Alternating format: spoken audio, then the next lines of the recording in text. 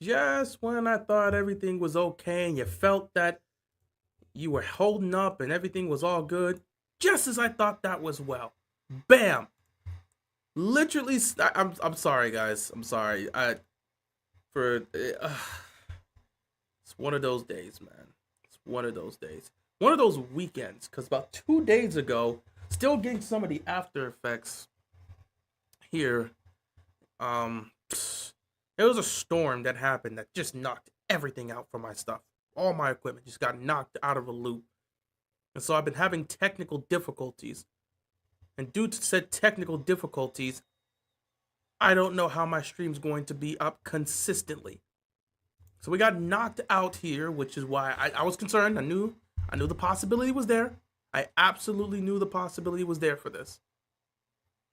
That's why it took so long to get going in the first place. It took forever to get the stream up in the first place. So I knew this was going to happen. I'm not surprised because I was having trouble just starting the live stream. I was having trouble starting the live stream, which is why I missed the safety, because it was like a massive storm that happened, pretty much killed everything here for my equipment and stuff. So I'm dealing with technical difficulties and trying to get that going. So I knew at some point we were gonna be hit with one of those moments where it's just like bam.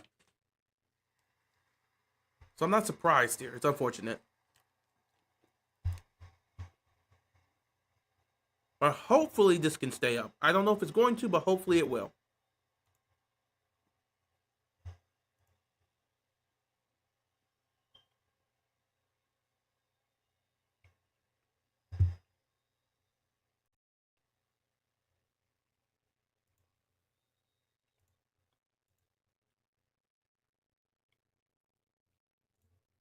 Gotta make sure the connection's good as well. Do you think the Broncos have done enough to win the AFC West? They're gonna be highly competitive. I'm gonna be watching the Broncos. They've added to their defense, which is already great. Kind of boost up their offensive line a little. It all depends on whether or not Bo Nix takes the next step. If Bo Nix takes the next step, they're going to be a serious threat to challenge the Chiefs in the AFC West. But I don't know if I can choose anybody other than Kansas City to win that division. The Chargers and the Broncos are going to be serious threats to win the division, but I still look at the Chiefs and say they're going to take it. Joe Milton here, 1st and 10 for the Cowboys. Ravens defense has been on it so far. I like what the Broncos have done. I think the Broncos could definitely repeat as a playoff team, but I don't fully know if I'll sit back and say they're going to take the division over the Chiefs. I believe they're going to be a playoff team. It comes down to Bo Nix taking the next step. Like I said, they improved on their defense and they bolstered up their offensive line. So those are aspects that you want to do. You got a better defense, better protection for your young quarterback. You already had weapons. I like what the Broncos have done. So I look at them and say, yeah, the Broncos are going to be a threat. Chargers lost Slater, so they don't have a chance. They're still going to have a chance as long as they have Justin Herbert there. They're always going to have a chance to be a threat in the division. I wouldn't pick the Chargers to win the division. The Chargers could potentially be a playoff team. I like the Broncos more than I like the Chargers in that division in terms of who's going to be a bigger threat to Kansas City. Because the Broncos, they beat them the second time around, though they weren't playing their starters. But that first game, they lost to them on a blocked field goal. The Broncos match up better to the Chiefs than the Chargers match up to the Chiefs. So I think the Broncos are legit. The Broncos are the biggest threat to the Chiefs in the AFC West. They're going to challenge them for the division.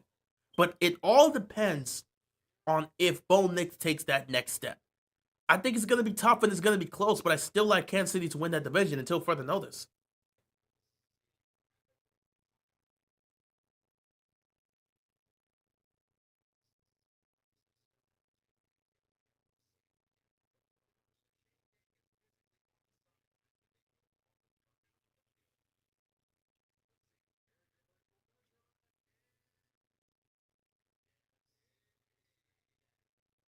Raiders could even split with the Chiefs. Again, divisional rivals are always going to be tough. I don't care how great a team is. You'll lose games to division rivals. That's just how it works.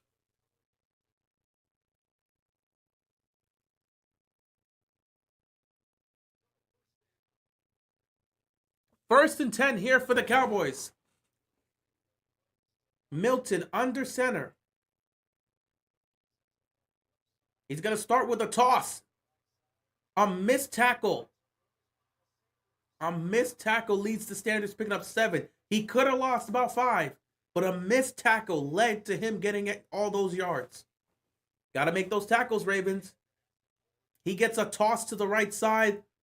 You break free, you got to go make that tackle. If you break free in the backfield, you got to go make that tackle. 2nd and 3. Sanders spins, comes close, but he won't pick up the first down. 3rd down and 1 is coming up here for the Cowboys. Yeah, I think offensively, they have decent weapons offensively. I think, again, they have decent weapons, but I don't know if they're the most reliable weapons or the biggest or the best of weapons to utilize here. Again, it's a decent skill. It's a decent receiving core in terms of what they have. But I'll say it again. It all depends on whether or not Bo Nix takes the next step. 3rd and 1, Milton across the middle of the field. It is incomplete. Just missed his receiver. He had a man open, just missed him. I legitimately think it depends on whether or not Bo Nix takes that next step. If he does, a conversation can be made about them being the best team in that division. Doesn't mean they'll be Kansas City come playoff time. Kansas City's the best team come January, or at least the most trusted team come January. So I wouldn't pick the Broncos over the Chiefs in the postseason. But in terms of fighting for the division, the Broncos probably have the best chance out of anybody. 4th and 1 here. They're going to go for this here. Ravens have a chance to make a stop. Everybody's lined up at the line of scrimmage. Let's see what they're going to do. Milton hands it off. Somebody could make the tackle. Did they get him? Is he short? They're going to take a look at this. Is he short? Is he short? They're going to take a look at this. Only 3 Super Bowl champs this century have swept the division. The 08 Steelers, 2019 Chiefs, and 2022 Chiefs. Wow, the Chiefs have done that twice. That's crazy.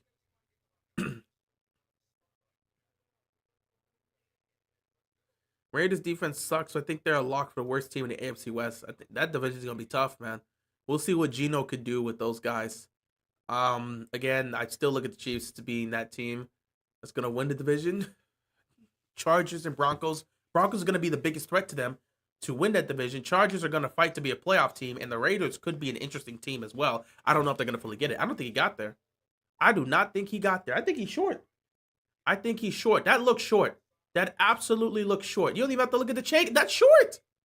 You don't need the virtual. You don't even need the chain. That's short. That is short. He's short. He's short. He's short.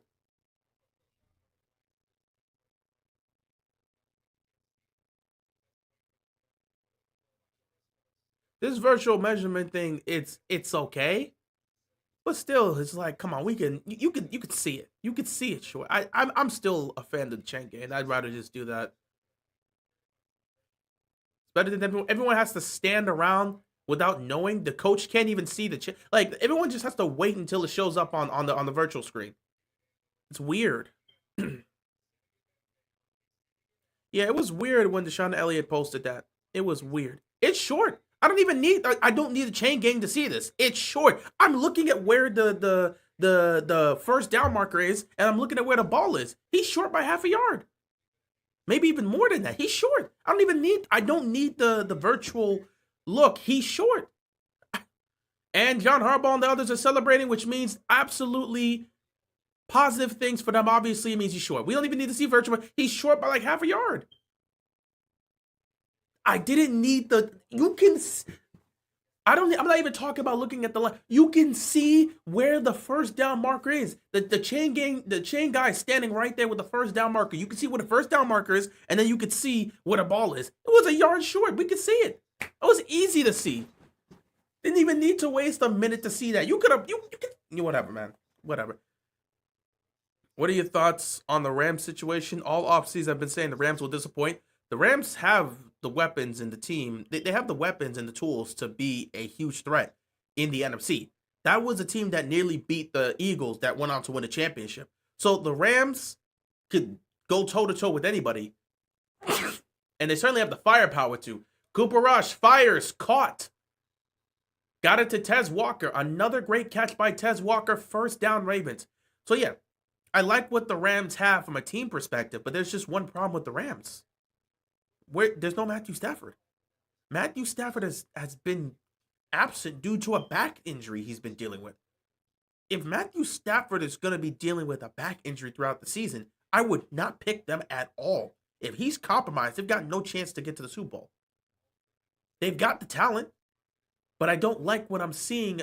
I don't like what I've been hearing in regards to Matthew Stafford not practicing because of this lingering back injury. I'm really concerned. If he's compromised, if his back is compromised during the season, they're not going to go anywhere. If he ends up missing time, that's a wrap for the Rams.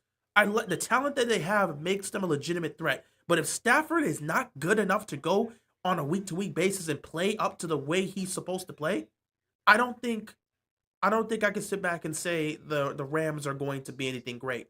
And people will look at them and say they disappointed, but when your quarterback is not healthy enough to do anything, what do you expect? 2nd and 7 here. Ravens in Cowboys territory. Rush takes snap, checks it down to Rashid Ali. That's got plenty of space. Ali picks up the first down. Tez Walker's been great. I love what I'm seeing from Tez Walker. I hope Tez Walker gets opportunities in the regular season. The guy has the talent.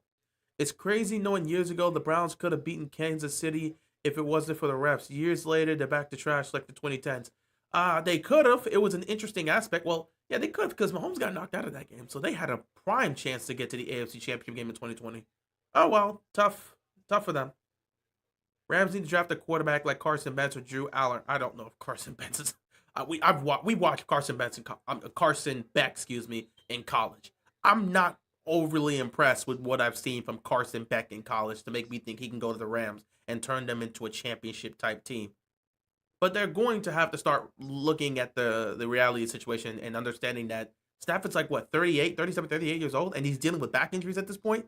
It's time to look for a new quarterback. This should be Stafford's last year. They got their ring. They'll be fine. They got to start looking towards the future. And they got to go get that guy. Offsides on the defense. There's only been 3 players on the Rams from the Super Bowl team still on there. Well, yeah, Stafford still. I don't even know the other 2.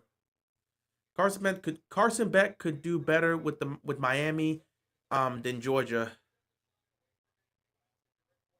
I'm not the biggest fan of Carson Beck.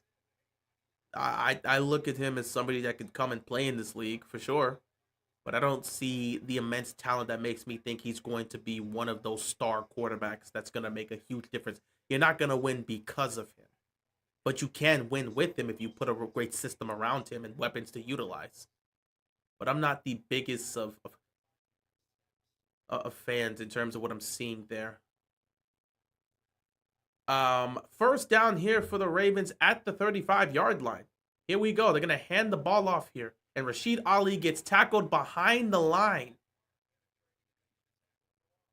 Great job by the Cowboys D-line to really break through and get there. They've been trying to make some good stops. Do you think the Browns would have been okay to good if they still had Baker? No.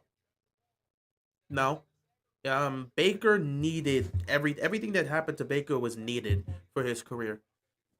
It was getting really bad in Cleveland. They started to blame him for the losses, even though he played on that injured shoulder, which, first of all, he should have never did what he did to try to make that tackle with his shoulder to cause the injury. But he chose to be a soldier and played through the injury. Wide receiver screen here to pick up a few yards. Not much really gained there. 3rd down and long coming up here for the Ravens. But, yeah, he chose to play through that injury. And at the end of the day, how he played affected how he looked. I still believe that he lost this team, or he lost the franchise's belief in him when he lost to the Ravens on what was it, Sunday Night Football? Yeah, he lost the Ravens on Sunday Night Football in what is probably viewed as Lamar's worst game statistically. He threw 4 interceptions that game and looked awful for most of it. And Baker couldn't play better than that, and they lost that game to an injured, riddled Ravens team. That's when it was like, all right, it's time to move on. 3rd down and long. Looking for Western, incomplete. Great coverage there. That could have been a first down. 4th and long here. They're gonna have to kick a field goal. So yeah, I just don't think it would have been okay to good if they still had Baker. Baker's career probably would have been at the tail end of it if he really stayed there because it was looking bad. Baker had to go through the whole journey himself. He had to get cut there, go to Carolina, fight with Sam Darnold to be the starter. Things looking poor there. Then he gets cut, going around the league, trying to find a job. Then the Rams bring him in for like 48 hours. He leads a 96 or 98-yard drive to save his career. And next thing you know, Tampa Bay calls because Tom Brady's retiring, and he goes to Tampa Bay, and he's a changed man. He's an improved guy, and he's better than, and he's having what career highs his career. Him getting cut by Cleveland probably saved his career. The Baker Mayfield you saw last year that was the best version of himself would never have been that in Cleveland. It just wasn't going to happen. You were not getting that Baker Mayfield in Cleveland. Field goal is up, and it is good. So I like what I'm seeing here. 2 for 2 so far. Tyler Loop, 2 for 2 so far. He just hit a 51-yard field goal. Let me take a look at some stats here real quick. I want to check some things out here because Tyler Loop just made a field goal, and Cooper Rush has been looking decent. Cooper Rush, 13 to 21, 124 yards, a touchdown and an interception, passer rating of 74. We'll see what Devin Leary does in the second half. Joe Milton, 1 of 4, 2 yards. I don't know what to say about Joe Milton, bro.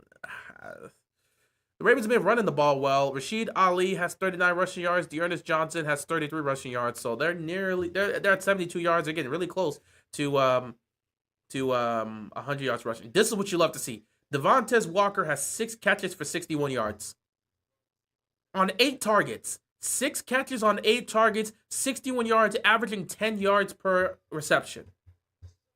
I love what I'm seeing from Tez Walker. I want to see more opportunities for Tez Walker. He is doing everything well in this game, and they're giving him the opportunities. Thank the Lord, because he has the opportunity to really make an impact in this offense. Jador Sanders is the guy for the Cleveland Browns. I'm coping. Who knows? Baker Mayfield is a beast, but when he headbutted his teammate with helmets without his own helmet, it was he's hey man, when that energy's there, when that energy and fear and that when that energy's there and the adrenaline is high, that's what I wanted to say. When the energy's there and the adrenaline is and the whoa, what type of throw was that? Okay, completed it though. First down for the Cowboys. And the adrenaline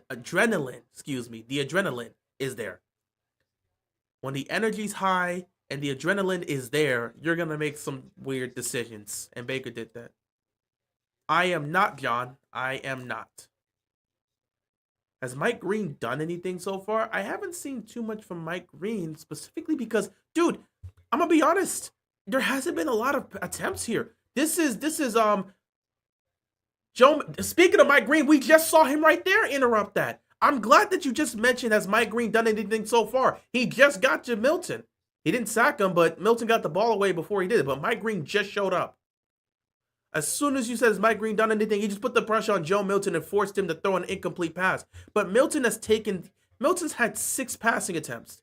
6 passing attempts. And there hasn't been a lot of dropbacks for him so far in this game. So it's hard for us to sit back and say, has Mike Green done anything? The Cowboys offense hasn't done much. They've been running the ball.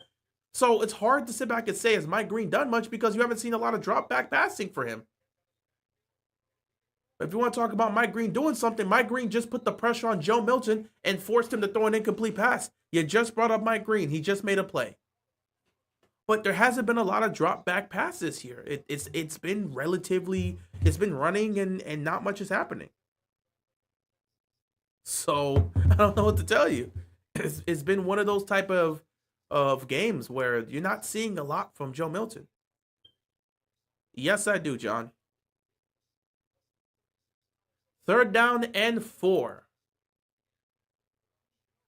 Milton. Pressure's coming. Now he's got to look to get rid of it, and he's gonna throw it away. Just gonna throw it away. 4th down here. Cowboys got the pass. I'm gonna have to punt this ball, excuse me. And yeah, the Cowboys offense has done nothing. Ravens defense has shut everything down.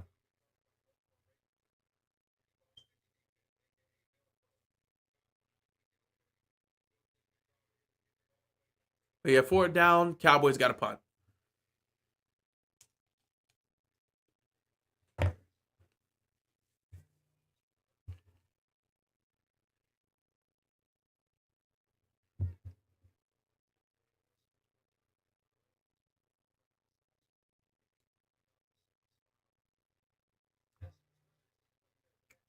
Western has to call another fair catch here because the coverage is really good on it.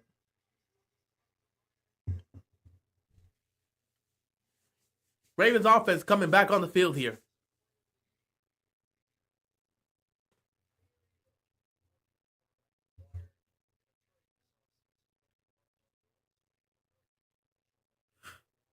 I feel you on that, John. I feel you on that.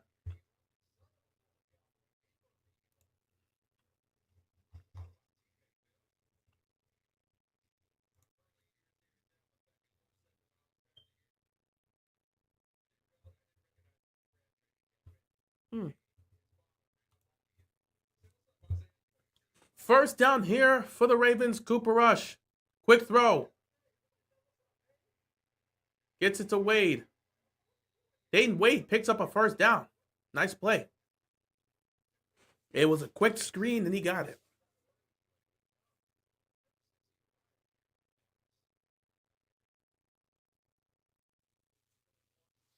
I've been critical of Ravens drafting pass rushers in the past, like a disaster, like a disaster Isaac and David Ojabo, but Owe, but I think Green is gonna be our first hit on a pass rusher in this era. We'll see.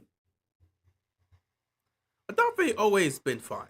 Okay, I don't know how to tell you. You cannot compare Adafe Owe to David Ojabo and Adisa Isaac. Adisa Isaac hasn't been healthy. Neither has been David Ojabo. But there's been some issues with Adafe as well. So they've all suffered through injuries. But in terms of production, Adafe always done something. I swear, I'm telling you, bro. From the outside, sometimes people gonna look at us and say we ungrateful as Ravens fans. I'm not saying Adafe Owe can't be better. I'm not saying I think he's a top tier pass rusher because he's not. But the dude did get 10 sacks last year. Like, we just forgetting he had this. We've seen improvement from him every year that he's been here. I'm sorry he hasn't turned into a top tier pass rusher just like that. And I doubt he's going to be on the team next year. But we cannot compare him to Ajabo and Isaac. Adafe Owe had double-digit sacks last year. That has to count for something. At least he's showing improvement. We haven't seen anything from David Ojabo, but we've actually seen improvement from Adafe Owe. I'd put Adafe Owe up there with Matthew Judon. It's just somebody that we didn't see the production early on, but as his career was going on with the Ravens, the production started to show itself. Unfortunately, by the time the production started to show itself, they moved on and said, we can't pay him that money.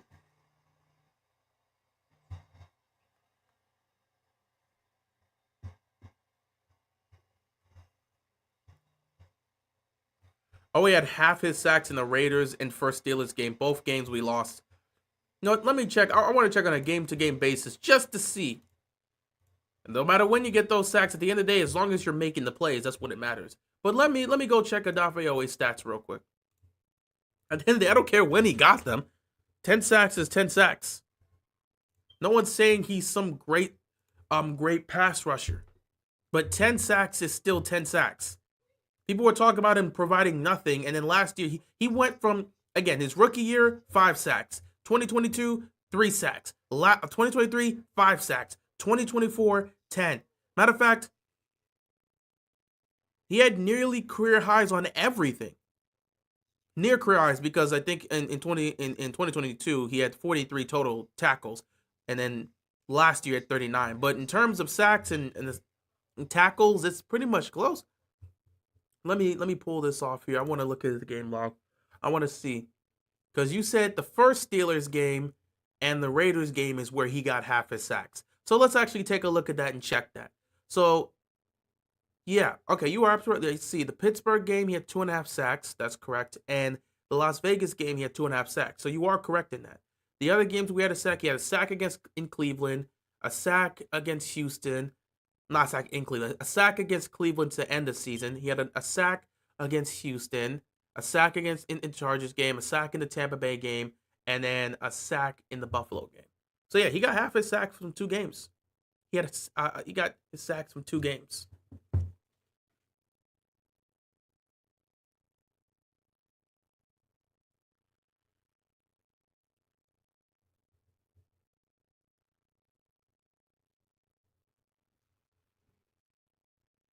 God, Cooper Rush, what was that?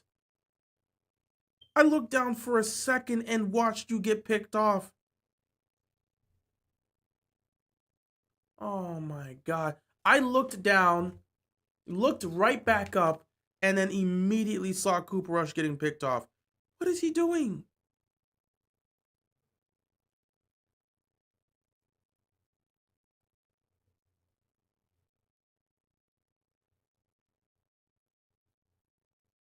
Good Lord, man. What is he doing?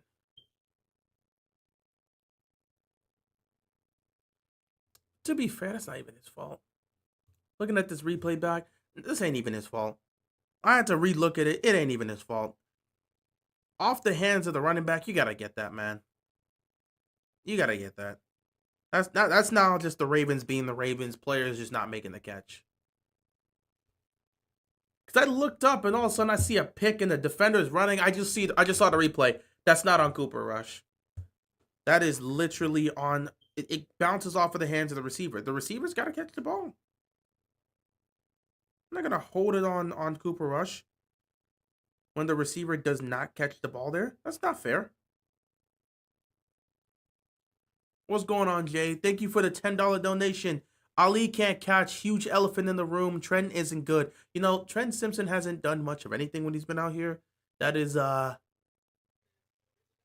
bit concerning. That is a bit concerning. And then the Ravens get a pick. Yes, Ruben Larry. Let's go. Ruben Larry with the interception. I'm sorry, guys. I'm delayed over here. Technical issues has caused me to be delayed. So I'm just watching Ruben Larry with the interception. I was praying. Did I talk about this? Did I talk about this in my preseason preview? I hope to hear Ruben Larry's name. And he makes the interception. Ruben Larry's making the roster. I don't know what to tell you. Ruben Larry's making the roster. I don't know how to tell you this. Ruben Larry is making the roster. He's got to make the roster. He's got to make the roster.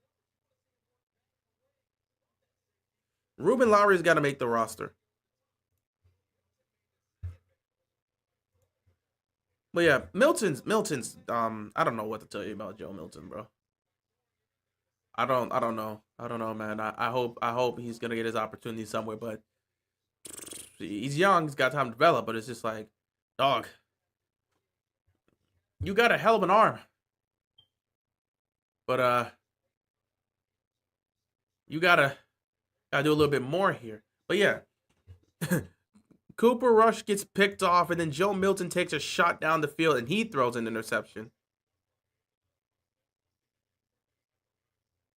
That's actually hilarious.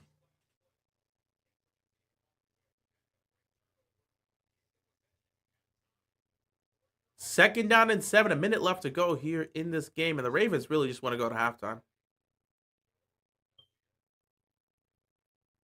Ruben Larry getting the interception. I love it. I love it. I love it. I love it. I was hopeful that we would hear his name.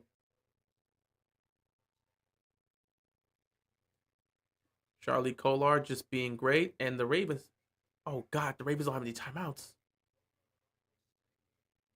The Ravens don't have any timeouts. Wait. Don't they have timeouts?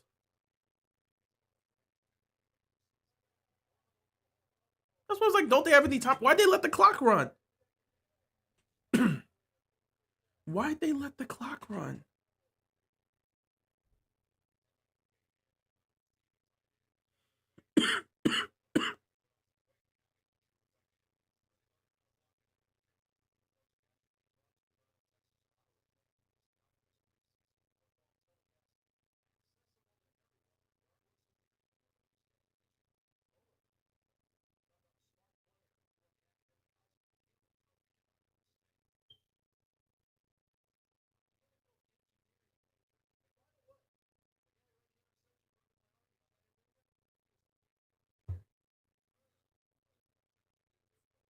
First and 10 here for the Ravens. 43 seconds. Oh, they've been called a timeout. Never mind. 43 seconds left. I'm so happy Ruben Larry got that interception. We're going to have to talk about that in the postgame. Rush. Got a man open. Gets it to Dayton Wade for the first down. 37 seconds left. Ravens continue to move the ball here just before halftime.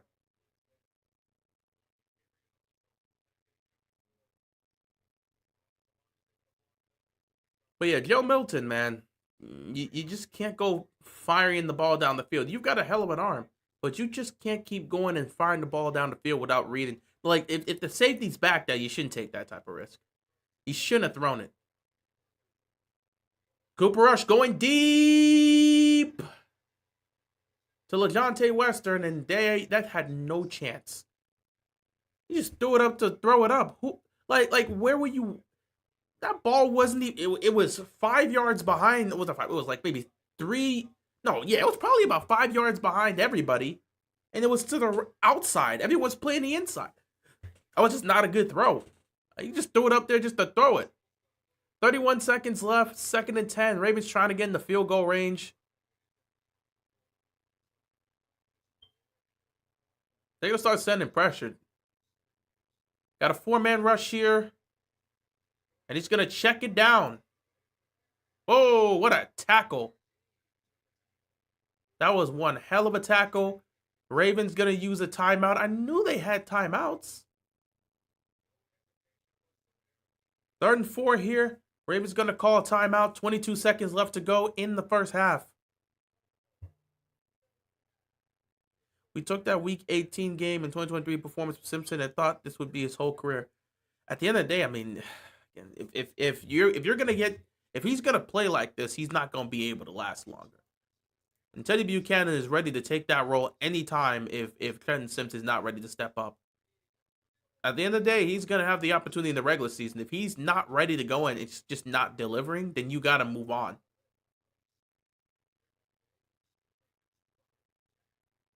You gotta move on and try Teddy Buchanan. So Trenton Simpson's gonna have his chance come regular season. But if he's not doing much of anything, then that's just for him.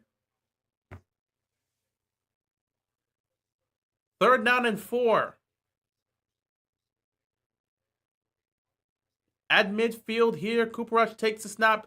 Deep drop back. He's going to step up. He's going to fire downfield. He's got a man open. It is Anthony Miller. Ravens do not have any more timeouts, but they did get into field goal range. They don't have to run another play. Just get set, and get ready. Oh, wait, they did have a timeout.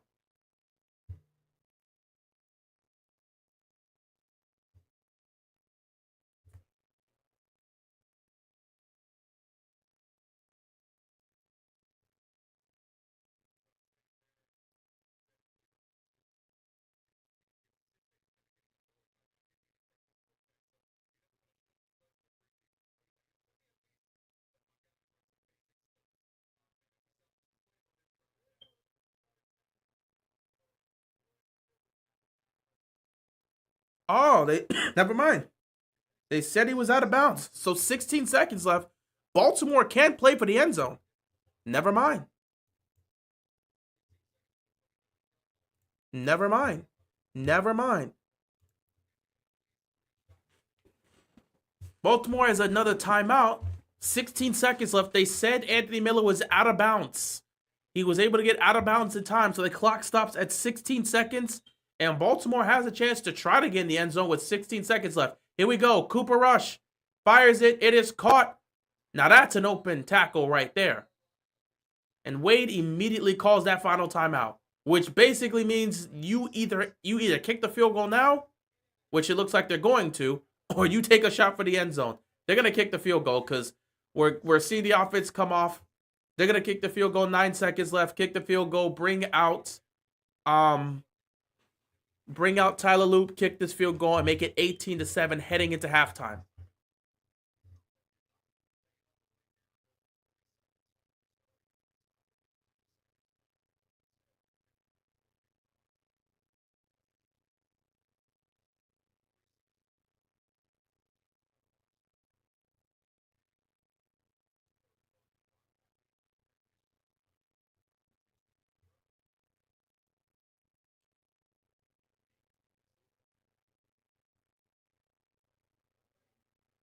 Field goal is up, and it is good.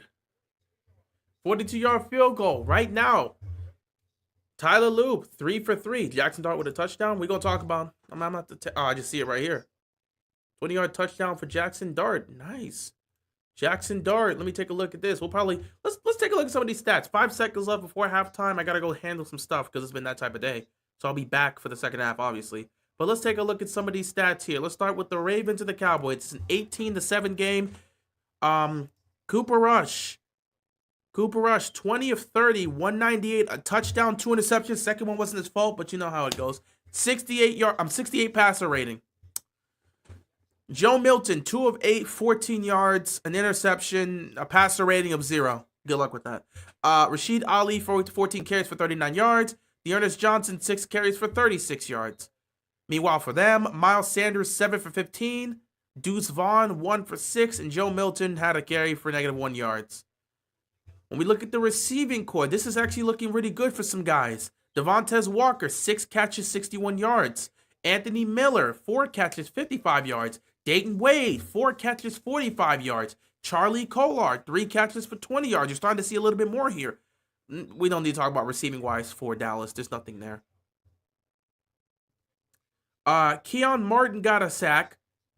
And we've had some nice tackles. See, I'm actually taking a look at Mike Green did have a tackle. Nothing else really showing up here for the most part. I want to see him try to get some sort of a solo tackle. He's put on the pressure, so that's a good thing. We got to see Ruben Lowry get an interception, so shout out to Ruben Lowry for that pick. I think he's going to make the roster for sure. Meanwhile, Andrew Booth and Kemon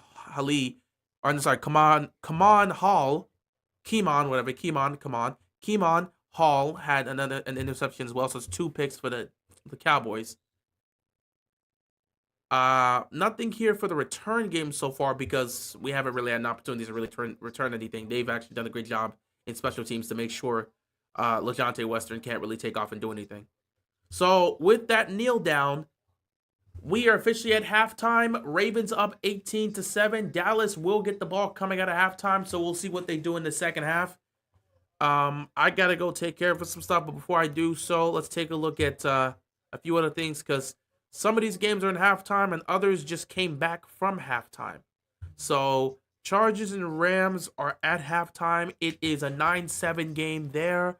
Taylor Heineke, 6 of 11, 56 yards. Trey Lance, 2 of 5, 49 yards. Justin Herbert actually participated during the opening drive.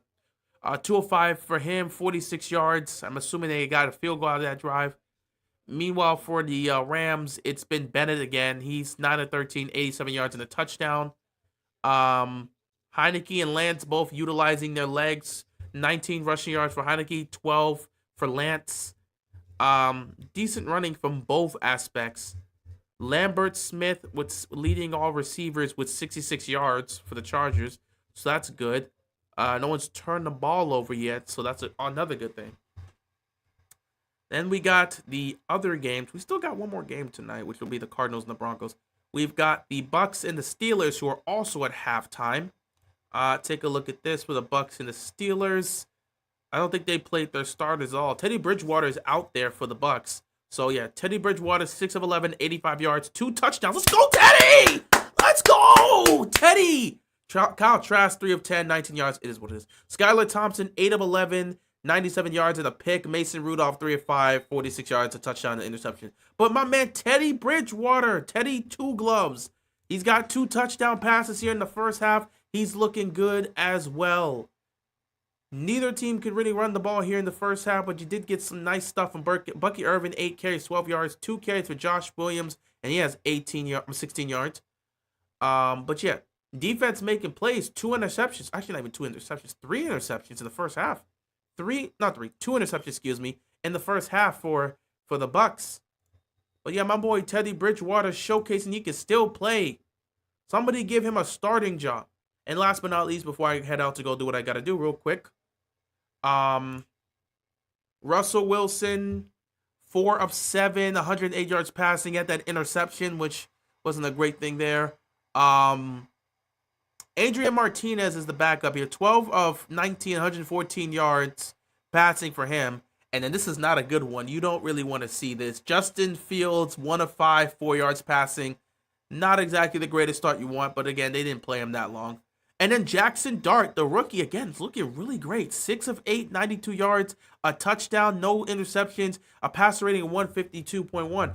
Again, I know it's the preseason. We're not going to really look at it we're not going to really look at it and say that we're not going to overly analyze and overly obsess over preseason. But I like what I'm seeing. Lowry's been better than Wiggins. That's not exactly true. First of all, Lowry's playing more of a safety than the corner aspect. They're playing him more at safety, so I don't know if that's the comparison. But Wiggins has made plenty of plays. Now they're testing him a lot, and he's got to answer the call, which he's done sometimes. Wiggins has multiple picks, just like Lowry has multiple picks, and Wiggins has shut down guys just like Lowry's done. I get we're gonna pick on Wiggins because the Ravens' offensive receivers are picking on Wiggins because every single big play that's been happening for the most part has been mostly on Wiggins. D Hop's highlights mostly on Wiggins. Bateman mostly on Wiggins. Flowers mostly on Wiggins. The other person that's getting picked apart is Chidobe Awuzie. So I get that aspect, but Wiggins has made a lot of plays. So I'm not gonna sit back and be like, oh yeah, Lowry's been better than Wiggins. No, Wiggins has been fine in my opinion. Why do our ex players play better when they're out of Dallas? I mean, I think it's been a decent day for Coop Rush, but not too much. Anyway, I will be right back. I'm gonna go handle some stuff. So, you know, give me like 5 minutes or something like that. I'll be right back. Oh wait, make sure my mic is off. I'll be right back. Give me a second, guys.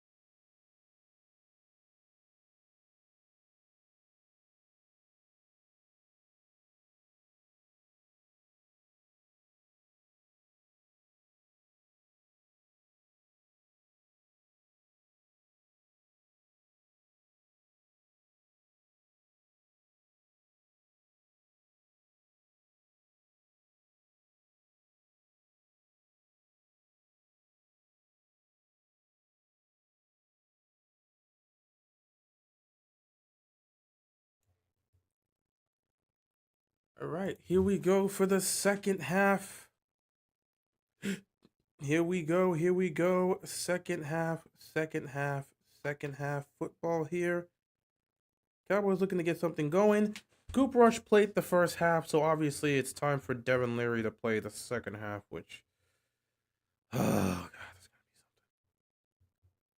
something. Not exactly looking forward to Devin Leary playing second half football here, but you know, it just be like that. You hope for the best, you know. But we are back here for the second half. What's going on, Josh? How you doing, man?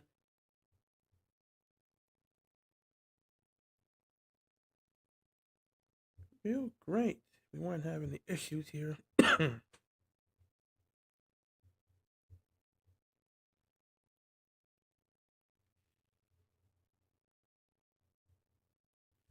Oh, have no problems here.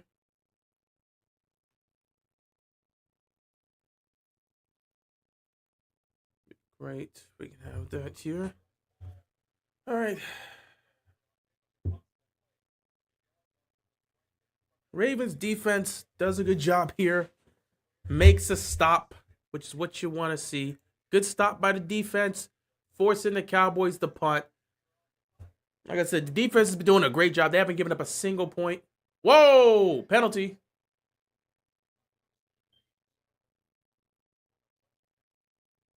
He made contact with him. Are they not going to call a penalty there?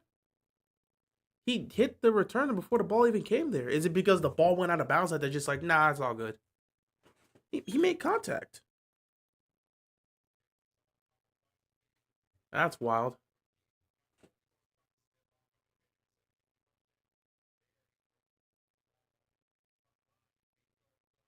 Jay Higgins and Lowry need to make the roster. I hope they do. I think they're going to. I think both of them have made. Well, I would definitely say Ruben Lowry's been talked about consistently throughout practice. So I know for him at the very least, because he's been consistently discussed in practice, he's at the very least going to make the roster. He's been making his name known in practice. You take that plus the fact that he has shown up in the preseason as well, and you get what you get here, which makes me think he is absolutely going to make this roster. He's been impactful so far.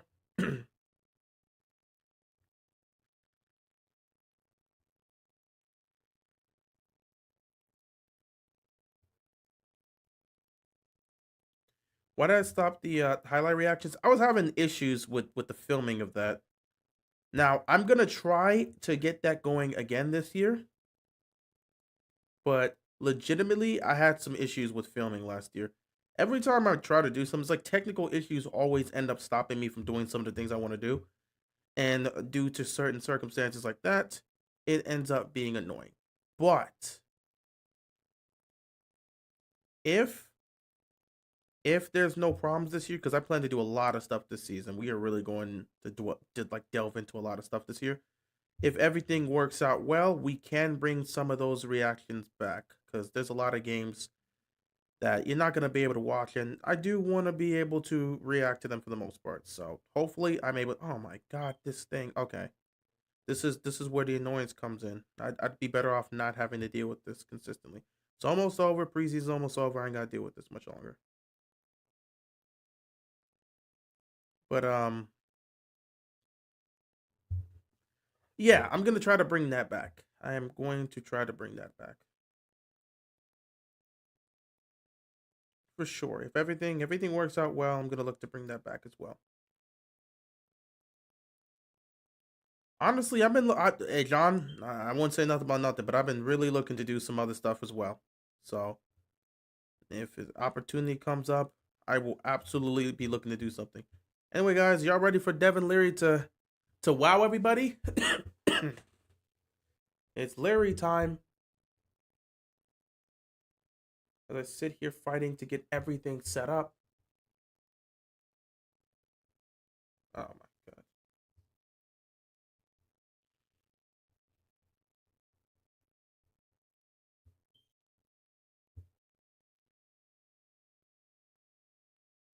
I could absolutely look to do that as well.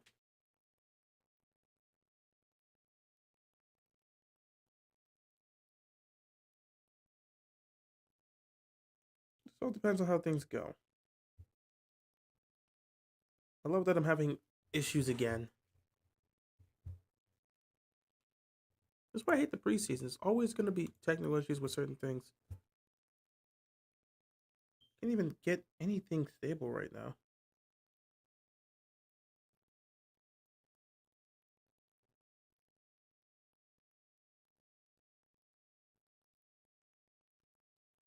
But yeah, I listen, John. I got ideas that I would love to do.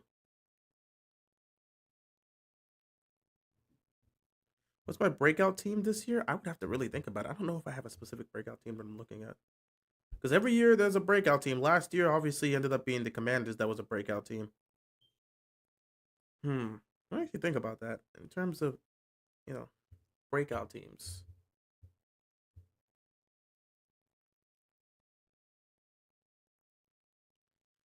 Huh. Okay, if I'm taking a look at the AFC, I mean, I don't know if I could really look at Denver and say they're the breakout. Would it be the breakout team for this year because they went to the playoffs? So I would think it would have to be a team that missed the playoffs or like didn't do much of anything last year. I think if you're gonna look at it, maybe the Falcons could be a potential breakout team, especially if Penix ends up being the quarterback the Falcons are hoping he could be. If that ends up being the case, then yeah, you could look at the Falcons because they have an immense amount of talent and they invested a lot into the defense in the draft. Maybe overinvest in certain aspects that didn't need to be overly invested in, but they felt the need to address some of these things, and I don't blame them for doing so. But I think I look at that and saying, while we're dealing with all this technical stuff, which is annoying me, it's good to ask these questions. But yeah, I think the Falcons could potentially be that team that could be a breakout. Some people are saying the Cardinals. I've seen people point to the Cardinals as a potential team to break out. Don't know how I feel about that too much, but still. Do you think Jaden Daniels will be 2023 CJ Stroud or 2019 Lamar Jackson his sophomore season? I don't think Jaden Daniels is gonna come out like what made 2019 Lamar special was he went from being a rookie that people didn't believe could throw the football and was just barely surviving to turning into an MVP. Jaden Daniels was in the MVP conversation his rookie year and had the greatest rookie season we've ever seen by a quarterback. So I don't think he's going to go from that to 2019 Lamar. That's kind of a different circumstance. Now, in terms of 2023 CJ Stroud, are you at that's more so asking the conversation, do we think Jaden Daniels is going to regress? And I think that debate and argument is fair. I think it's fair to argue that whether or not they would I think it's fair to argue whether or not he would regress, considering the fact that entering, it was year one. I've always said that the first year it's going to be a lot that's thrown at you, but also it's going to be a learning curve for a lot of teams that are going to see you because this is their first time dealing with you on the professional scale. So there's a lot of stuff that that that you're able to do because they don't know you like that. But then they have an entire off season of film to take a look at what you do, your strengths, your weaknesses, and then assess how they're going to deal with you come next season. So with that in mind, the possibility of a regression, not to mention the whole situation that's happening with Terry McLaurin, we don't know if he's going to be out there to play. The possibility of a regression happening is fair, but I feel like with the CJ Stroud top conversation, it was kind of weird to really mention that one because I think people forget that he had lost two of his three best receivers. If we can say whatever we want to say, you lose Stephon Diggs and then you lose Tank Dell. First, he lost Stephon Diggs and Nico Collins. So Nico Collins went out and came back. So you had Stephon Diggs and Nico Collins gone. Then Nico Collins came back just in time for Tank Dell to go down for the season. So the Texans, they had the talent. It's just the talent ultimately wasn't able to showcase what they could do, specifically because injuries kind of collapsed them. So it's hard for me to fully assess CJ Stroud. Yes, he did showcase regression because there were plenty of moments where he just didn't make the throws or just made bad plays and it caused and end up being a turnover. So I would definitely say that's something that's fair, but fair to say when you're assessing him. But at the same time, there was plenty of moments where you could see that a lack of his a lack of receiving talent because the guys were on IR did hurt him. If Terry McLaurin's not able to play or he chooses to sit out, however that's or they end up trading him and not signing him, I think that will show a regression in Jaden Daniels' numbers. But I still think he's going to be good enough to help the team get to the playoffs. There may be a level of regression, but I don't think it's going to be as bad as what people may think it's going to be. And I think people look at 2023 Stroud and assume that he goes from being a superstar top 5 quarterback to being a mediocre quarterback. When in reality, it's just a regression from what he had his previous year, which is fair to see that happen because he was not dealing with the best of circumstances and he lost weapons. Anyway, the Cowboys do have the ball here as we're going through the motions of this entire second half.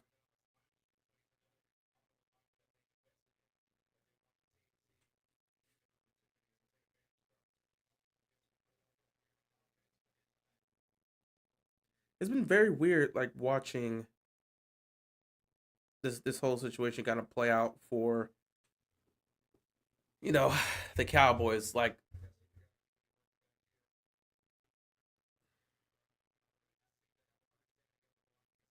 not gonna lie, like you hope to see a little bit more here.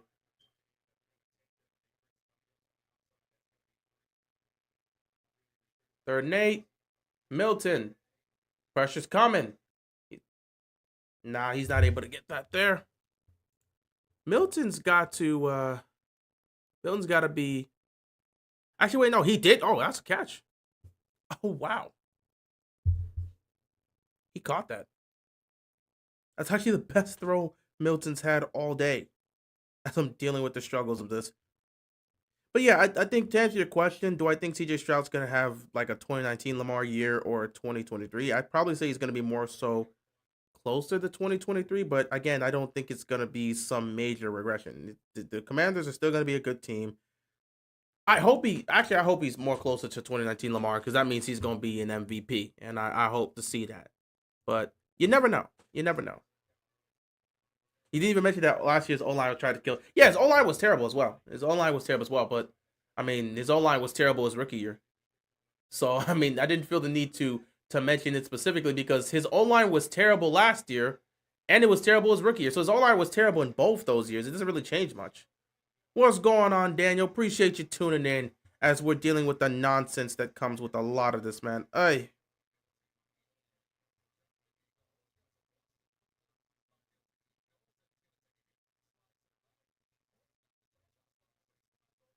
But yeah, I mean,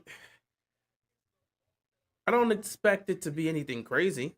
I'm gonna be honest. I don't think expect it to be anything crazy statistically, but if it ends up being that way, that's an MVP season for sure for that's an MVP season absolutely for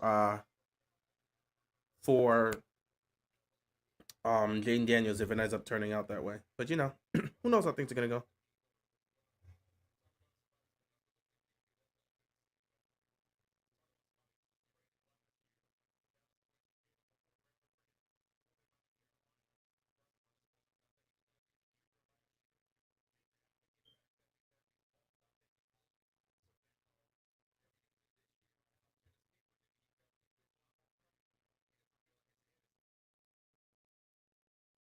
It's been a weird situation. Let me see something here. Man, this has been such an annoying thing to deal with. What if the Washington versus I mean, I've been hoping that happens. What if that happens? I'd be happy. That happens, I'd be happy. If we got a Super Bowl between those two teams, I'd be elated. Oh, wow, this has been a whole struggle today.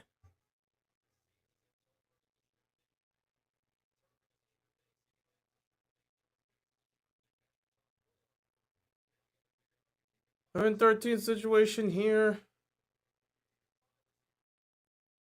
Yeah, they ain't really getting much with this.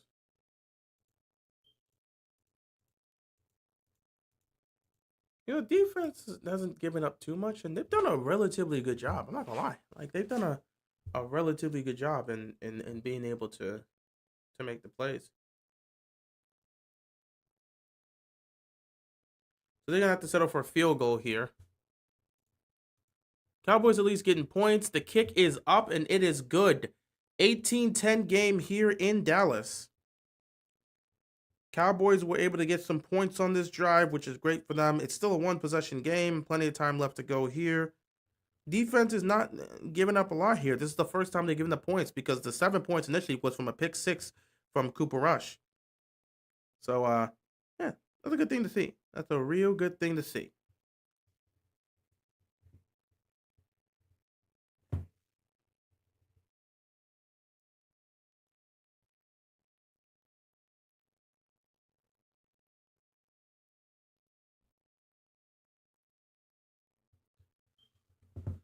All right.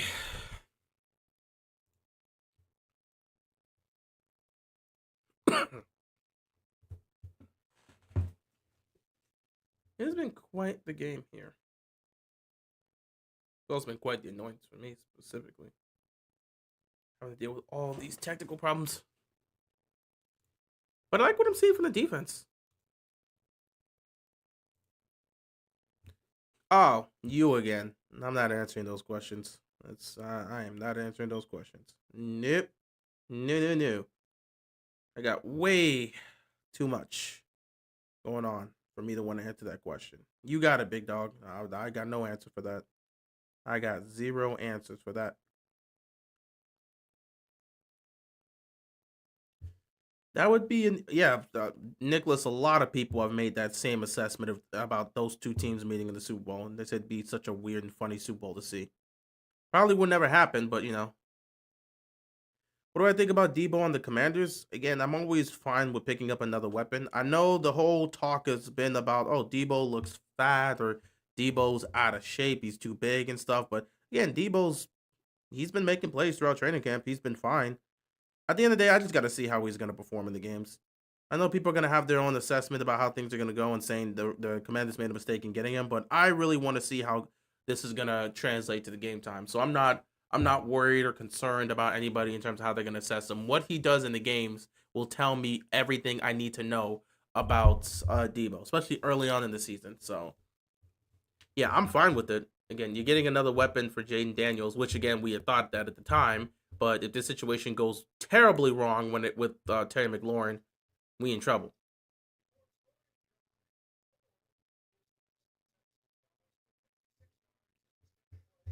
So Cowboys make some plays here. They go down the field, get into field goal range, kick a field goal. It's all good.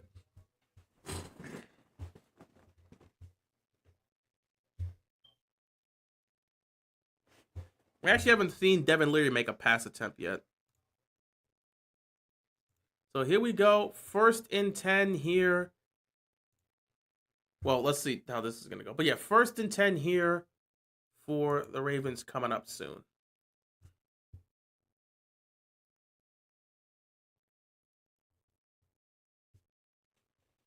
They should have got Brandon Ayuk is injured. He suffered an injured. You do realize Ayuk is coming off of a season-ending injury. That's one. Two, the Niners just signed him to a long-term contract. They weren't looking to trade him. They were looking to move off of Deebo Samuel. They weren't looking to move off of Brandon Ayuk. So no, they wouldn't have been able to get Ayuk. Ayuk literally just signed a deal with the Niners because they wanted to keep him here. So there was no way they were gonna get Brandon Ayuk. There was no way the Niners were going to trade a guy they just invested a bunch of money into. So no, that just wasn't gonna happen. It wasn't gonna. They should have. There was no chance that he was even gonna be available for a trade. They just paid him all that money, and they absolutely are looking for him to be the guy. So it's not even a conversation in regards to that.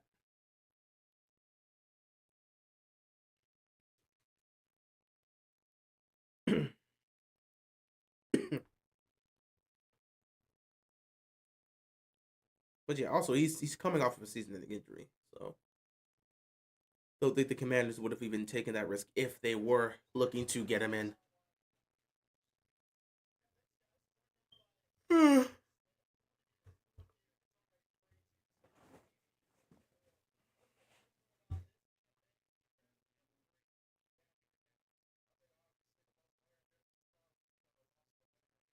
Let me be honest with the Niners. They need to look for a head coach.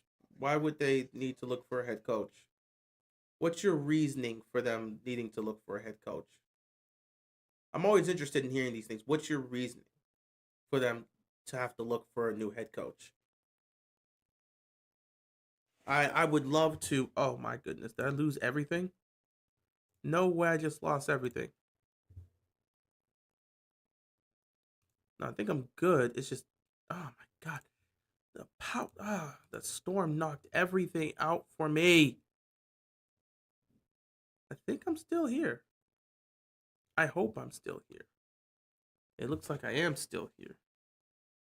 Ooh, thank Lord, Lord, I'm still here. But Nicholas, I would love to hear your reasoning behind why the Niners need to look for a head coach. Because I mean, if memory serves me, I'm pretty sure they already have a head coach. So why do you feel they need to look for a new head coach?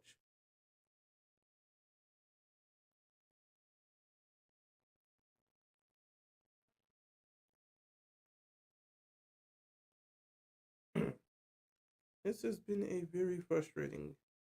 You think this Trey Hendrickson Bengals situation is similar to the Jalen Ramsey back when he was with the Jags, and you think he'll ever get paid? Well, he just wants to. It's about the guarantees.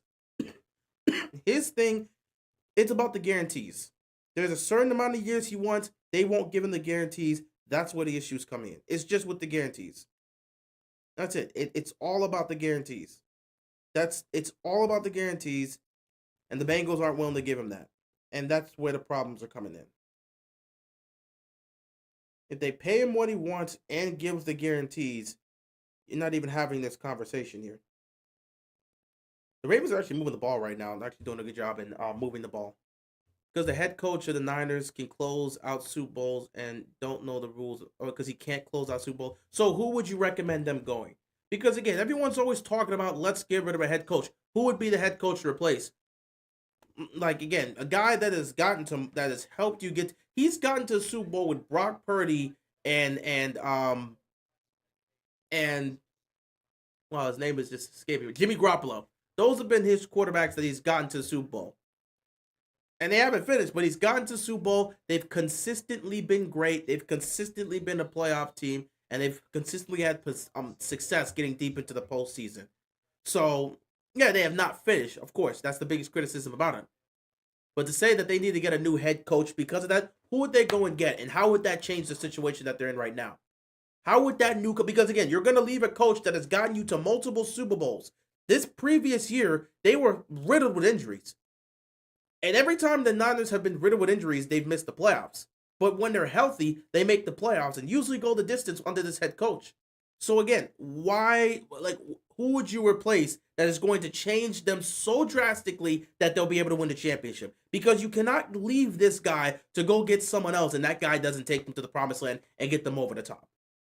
We're so quick to talk about a guy needing to get fired that we're not thinking about the overall scope of things. What replacement's what potential head coach out there is gonna get the Niners a Super Bowl this upcoming season? If we're gonna move off of Shanahan, who could they go get that's gonna help them win the Super Bowl now?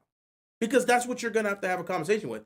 Your main reason off of moving away from this successful head coach is because his teams haven't gotten it done in the Super Bowl. So what guy could you go and get right now that would be available that's gonna get them over the top and help them win a Super Bowl? You think the Bengals have an asterisk because the 2 years they were good, Lamar was injured? Again, I'm not gonna sit here and take away from what a team's doing.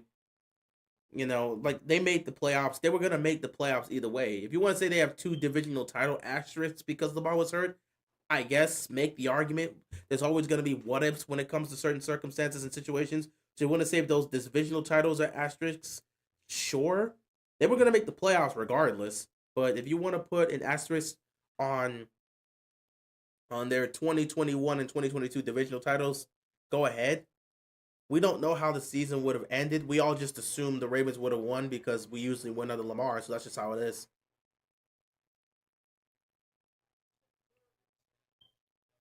Ravens have moved up the field and actually got into field goal range with Devin Leary. It's a 3rd down and 10 situation here, and Leary takes a shot and nearly gets picked. Incomplete, just take the field goal. Flag on the play. This could be on the defense. They may have roughed the passer up. This could be roughing the passer.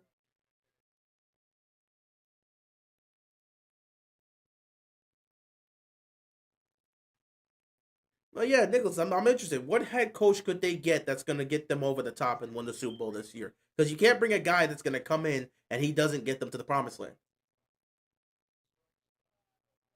Yep, roughing the passer call on the defense. It's going to be a 15-yard penalty and a first down here for the Ravens. So they're going to keep this drive alive. But again, I'm interested. We always say this guy got to go. This guy got to go. They should look to fire this guy. They need to replace this guy. Who would they replace him with?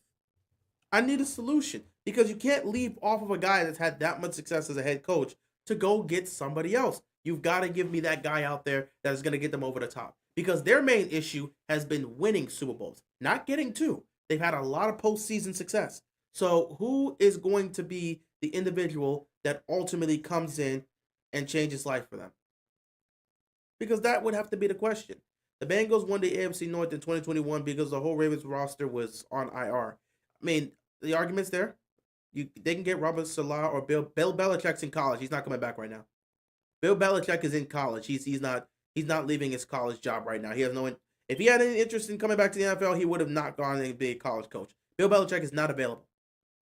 And Robert Salah, you think Robert Salah is the answer? So you get Robert Salah in San Francisco, they'll win the Super Bowl this year. That's the answer. Robert Salah is your answer for the Niners to get over the hump and win the Super Bowl. That's your answer? I don't know about that, big dog. No, I do not know about that. If Robert Salah is the answer, then I don't know what type of question you asked in the first place.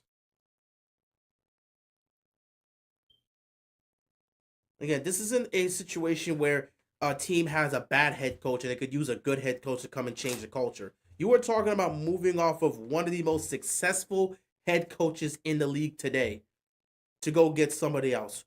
Who would you go and get? That has been my main question of concern. Because if we're looking to change out and switch out to go with someone else, I need to know who's going to be that person to come in and get the Niners a Super Bowl. Because that's the coach you're going to have to get. You can't move off. They could trade for Mike Tomlin. The Steelers have no interest in moving off of Mike Tomlin. You can't just assume putting up trade. This isn't Madden. Y'all keep treating this like Madden. Like, oh, let's go call up the Steelers. They're obviously looking to trade Mike Tomlin. I'll give you 2 first-round picks. Give me Mike Tomlin. You're gonna get that. They're gonna take that phone and they're gonna hang up on you. You can't just mix and match things and just assume everything's gonna be fine that way. And you can just get whatever you want. This isn't Madden where you could pull this off. This isn't 2K where you can pull this off.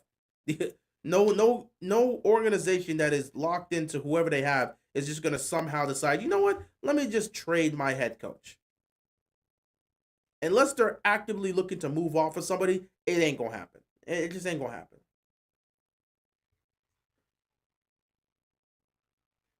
At this point, we just throwing out names just to throw out names.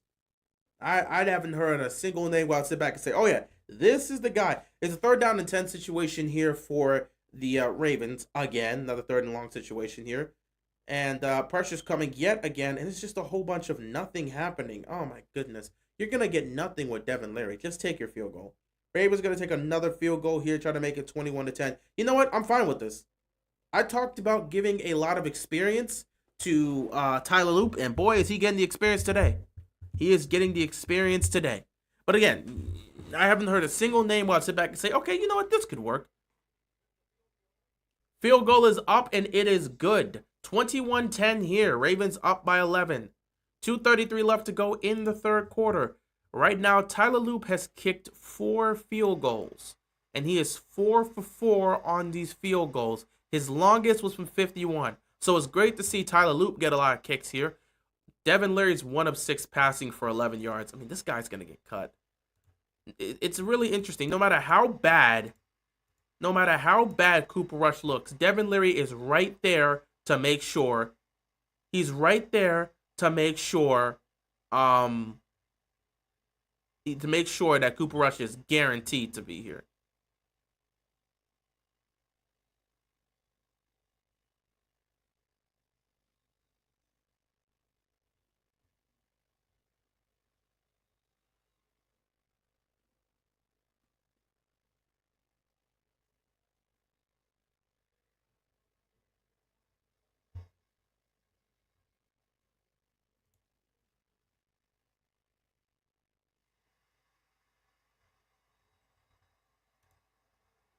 Whoever the Dolphins offensive coordinator is could be Kyle's replacement. That's going to get them to the Super Bowl.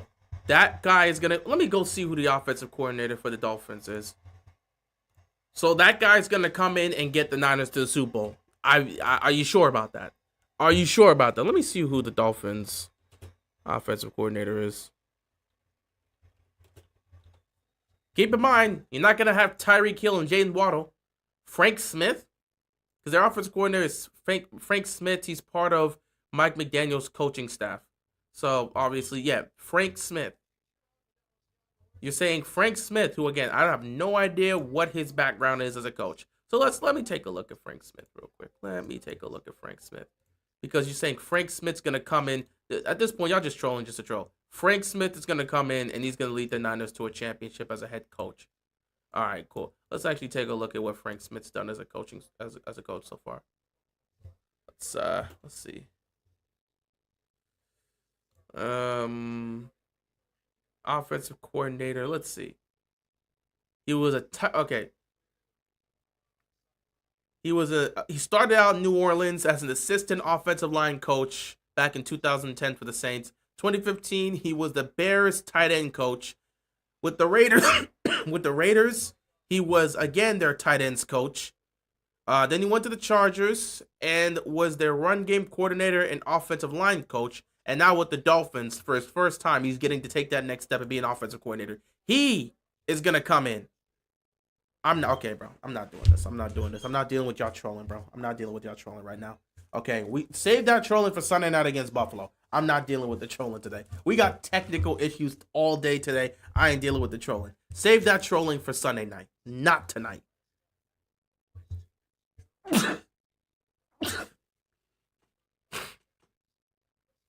It's crazy that in 2021 they had Devontae Freeman, Latavius Murray, Le'Veon Bell on the same roster at one point. Yeah, it's crazy to have all those guys in 2021 because all those guys were damn near heading out the door. Devontae Freeman still had some juice left, so that was cool. But and Latavius Murray had a little something left. But yeah, those guys were basically heading for retirement at that point. I mean, imagine if they were in their prime. If they were in their prime, they wouldn't be on the same team because you wouldn't be able to afford all three of them. Nor would anyone put three of those guys in their prime on the same team. That just wouldn't make sense. Good throw here by Milton. Gets this team right into Ravens territory. They dropped 70 on Denver. Congrats. Dolphins are the only team in the NFL who never won a playoff game in the 2000s. Yeah, they did. They never did win a playoff game in the 2000s. Even Cleveland won a playoff game. And Washington definitely won a playoff game back then. Yeah. Yeah, that is correct.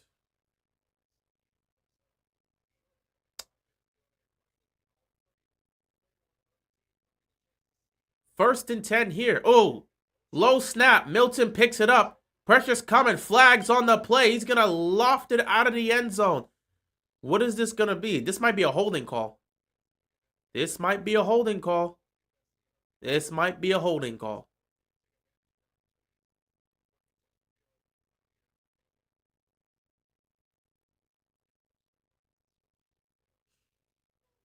Yep, holding on the offense. But yeah, you're right. The Dolphins didn't win a playoff game. They went to the playoffs a few times. I remember we played them in 08. Chad Pennington. You think Joe Burrow's this era's Drew Brees? I mean, I've made plenty of comparisons to saying that he's in the last year was the Drew Brees simulator.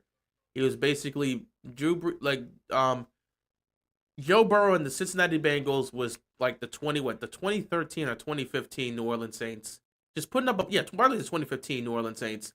Putting up a bunch of great numbers and a lot of yards and a lot of points, but the defense is so awful that Drew Brees had to wake up on Sundays understanding that he had to drop 40 if he had any chance of winning a football game. First and 20, Milton going to utilize those legs. Picks up some good yardage there, but a flag on the play, this might also come back.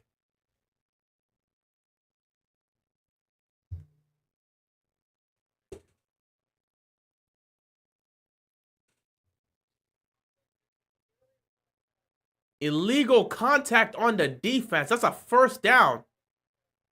So yeah, the Joe Burrow and Drew Brees comparisons, it's been there. So you can argue he's going through the simulator. I don't know if you would say he's specifically this era's Drew Brees, but he's going through what Drew Brees went through in New Orleans during the mid 2010s.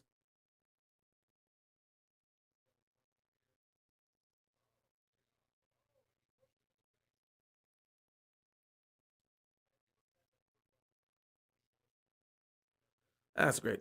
First down here for the Cowboys. That's exactly what you wanted to see. Some of these guys starting to miss some tackles. Got to do a better job tackling, guys.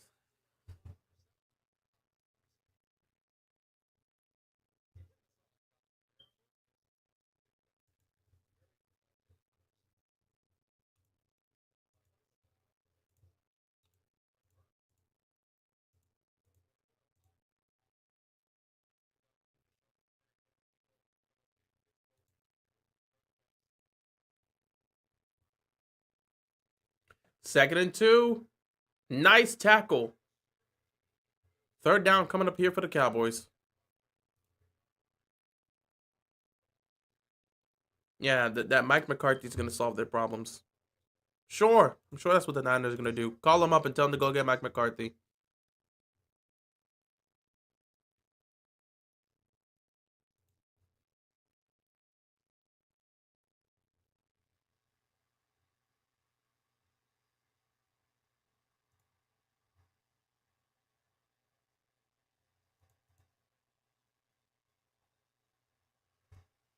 All right, 3 quarters down.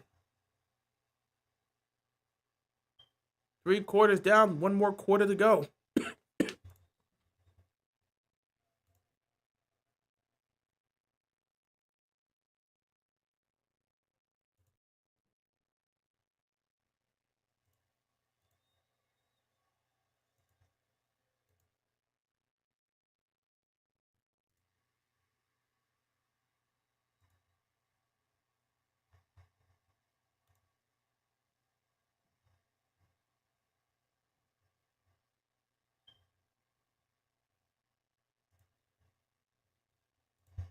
I really like how our defense has played in this game.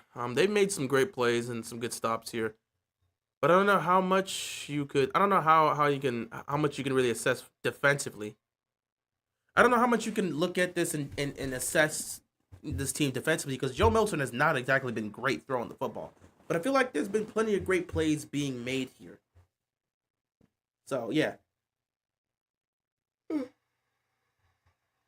To be fair, Steve Spagano could be the 49ers' next coach if they fire Kyle. Well, first they're not firing Kyle Shanahan. Secondly, Spags would definitely be an interesting coach to bring there from the defensive side.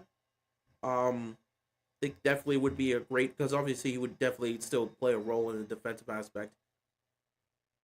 So I think he'd be an interesting prospect to put up there, but I don't know how he would contribute to like who would be the offensive guy that you still keep the same staff and how would he look in a head coaching position?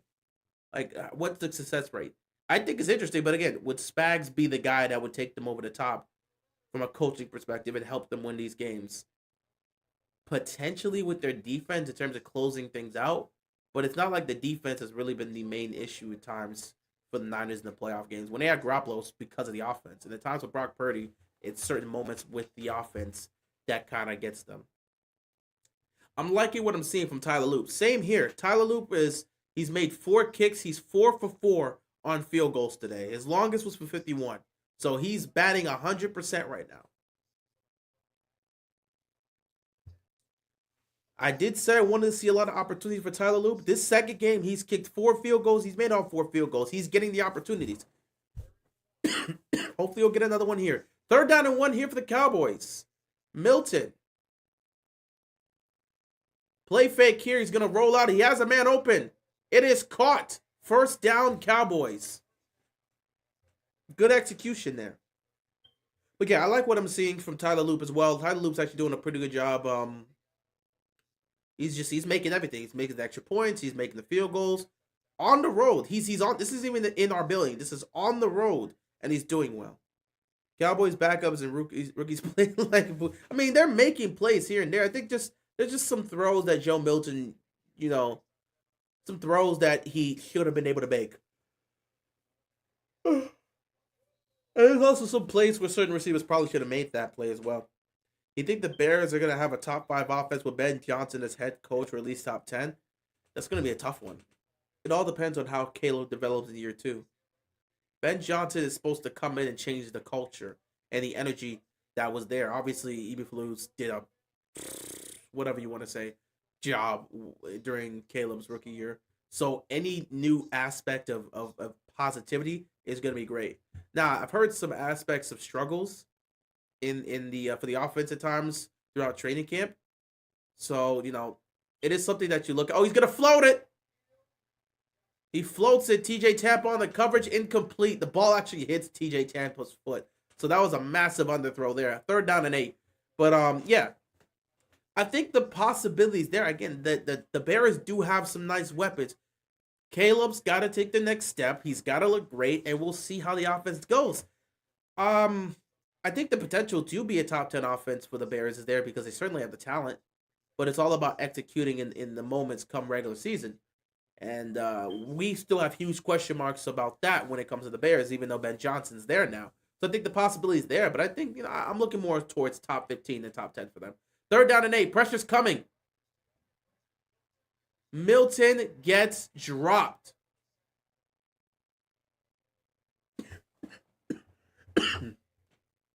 Fourth down here, and they're going to have to settle for a field goal. Again.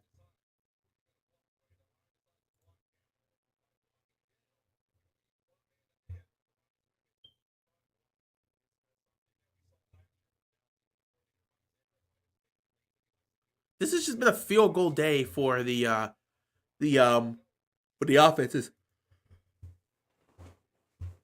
Like Milton's starting to get them going, and they're starting field goals up and good.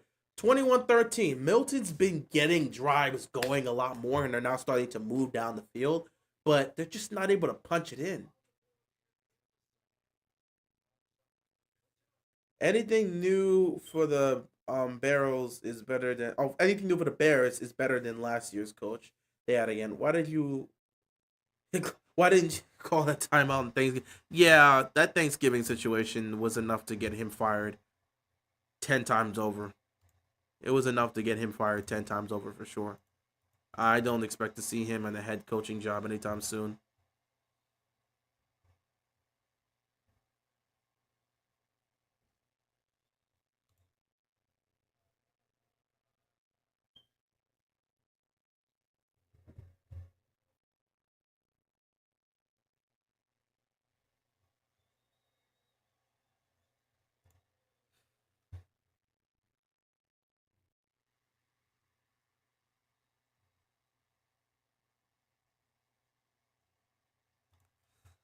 All right.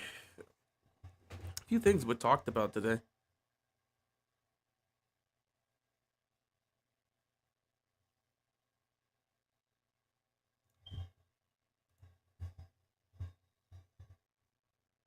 Let's see how some of these other preseason games going.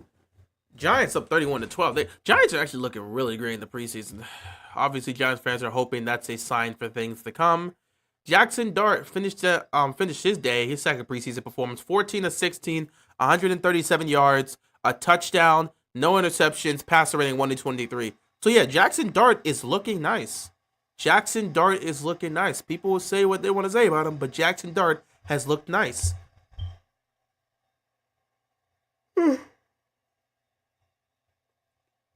It's a 22-17 game between the Chargers and the Rams. So for the second preseason games, you had the 2 LA teams go up against each other and the 2 New York teams go against each other. That's fun. Let's take a look here. Trey Lance, 5 of 11, 106 yards passing. Taylor Heineke, 6 of 11, 56 yards passing. Bennett, Stetson Bennett, 17 of 22, 200 yards passing. 2 touchdowns, no interceptions, passer rating of 135.3. Stetson, he's looking good. He's going to have to look good because if Stafford's not good to go, Betson is playing come week 1. Brian Billick was the offensive coordinator of the 98 Vikings, one of the greatest offenses ever. Became head coach of the Ravens. Offense under Billick was true. It was terrible. You think it would be different for Ben Johnson? Okay, to be fair, it depends on the quarterback play. it depends on the quarterback play. I think that, oh, here we go. Good return. Good return. Good return. Good return. Myles Gaskins with a great return up to around midfield. Nice return here by the Ravens special teams. John, it depends on the type of talent, because when you look at that 2000 Ravens team, talent-wise, when you look at that Ravens team in 2000, offensively talented, there's not really a lot of offensive talent that you're looking at. Shannon Sharp was still, he was there as a veteran who could make plays. That's why they called him Big Play Shay. Oh, nice run here. Nice run. First down here for the Ravens. Jamal Lewis was essentially carrying the aspect as your main offensive aspect. So Jamal Lewis being your main running force. Yet Shannon Sharp, who was a veteran at that point but could still make plays here and there. You also had Stokely as well. They didn't necessarily play Jermaine Lewis that much as a receiver. He was more of a return specialist. You didn't have a lot of talent on that offense. Like, again, you didn't have a lot of talent on that offense. And I think that plays a role. You didn't have a lot of talent on that offense, and your quarterback was Trent Dilfer. So you don't have great quarterback play, and you don't have a lot of talent in your offense. It makes sense why your offense is going to be bad, because you don't have a lot of talent on offense, and then your offense doesn't look great. And the thing about it wasn't even just Trent Dilfer. Tony Banks was playing before, and he did not play great. So Banks is not doing well. They eventually have to make a quarterback change. Trent comes in. He's not doing anything special, but he looks better than Banks, so they just stick with him.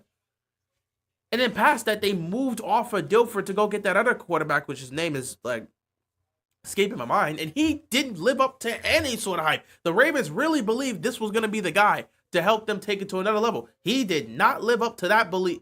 He did not live up to those expectations at all. Nice catch here. Third down coming up here for the Ravens. He did not live up to those expectations at all. So again, you did poor quarterback play, and then not a lot of talent offensively. Yeah, that could be a downfall for a team. So when you take a look at this situation with Ben Johnson, the Bears have talent, and Caleb does have talent as a quarterback, but will he be able to produce? So I think, again, it comes down to Caleb and how he looks this year as the starting quarterback for the Bears, because they have talent. They have talent on that offense, but it comes down to quarterback play. And that could be the determining factor as to why your offense is going to look the way it looks. Nice first down pickup here for the Ravens. If the offense isn't doing much, then if the quarterback is not great, then the offense isn't going to do much. So it comes down to the quarterback play. So do I think it'd be different for Ben Johnson? It can be if Caleb Williams turns into a great quarterback. If he produces at a high level with these weapons, yes, it could be successful. Yes, Elvis Gerback. Elvis Gerback, because I was just watching Lowry. I mean, sorry, not Lowry. Ooh, nice. Leary checks it down, and this is a great run here. Yes, Elvis Gerback in 2001. They moved off of Trent Dilfer after winning the Super Bowl and went with Gerback. They were huge on Gerback. He's going to take us to he can certainly do it. He's got talent. He's what we're looking for. He's going to get us back to the Super Bowl. Because I was watching the Hard Knocks of the Hard Knocks of the 01 Ravens. And yeah, and just going back and looking at a lot of stuff as well. They were high on him. Didn't work out at all. First down and goal here for the Ravens. 9:44 left to go in this game. You score a touchdown here, it's over. And look at the space. Look at the space. He's got to beat the tackle. He's not able to do it. Great open field tackle. And please tell me I didn't see that. Flag. Here we go. I know I saw a flag. Please let this be on the defense. Thank you. Ooh, I saw a flag come out. Didn't want it to be on the offense. Face mask call here on the Cowboys defense. Ravens put this game to bed right here if they score a touchdown. 28-13 at this point. With the way the offense has been moving for the Cowboys, the way the defense has been shutting things down. If the Ravens score a touchdown here, the game is essentially over.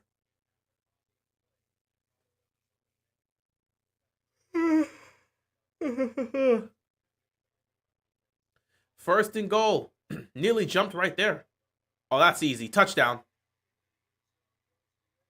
Dearness Johnson with the touchdown. Ravens add to their lead, and you could probably put this game on ice. But let's see if any of these young guys can make any late game plays. Want to see if we can get another interception from this defense.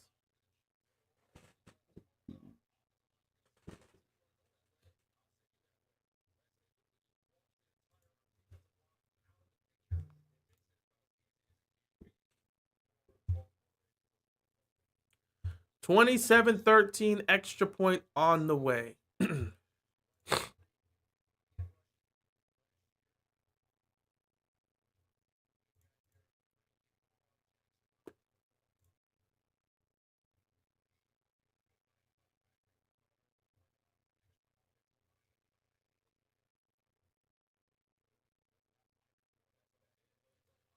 Kick is up. It is good.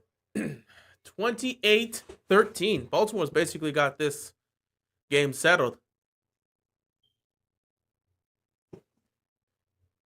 Oh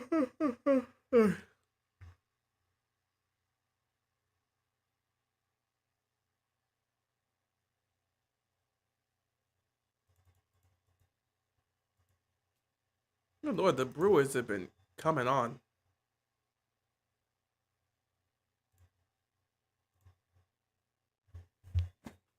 Larry hasn't been too bad so far. If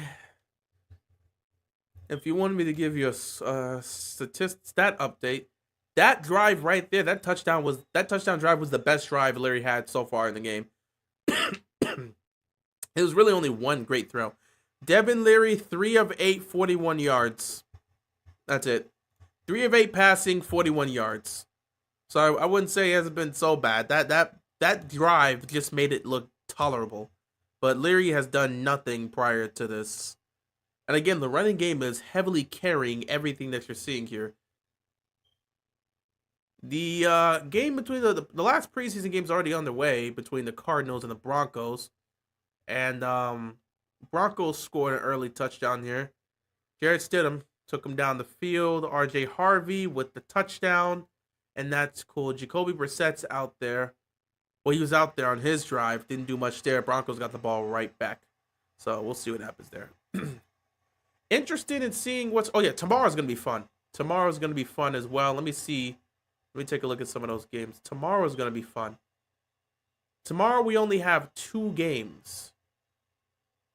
But I ain't gonna lie, man. I'm gonna tune into that game because I'm interested in watching how the Saints are feeling about this. We have 2 games tomorrow, and then we have a Monday night preseason game.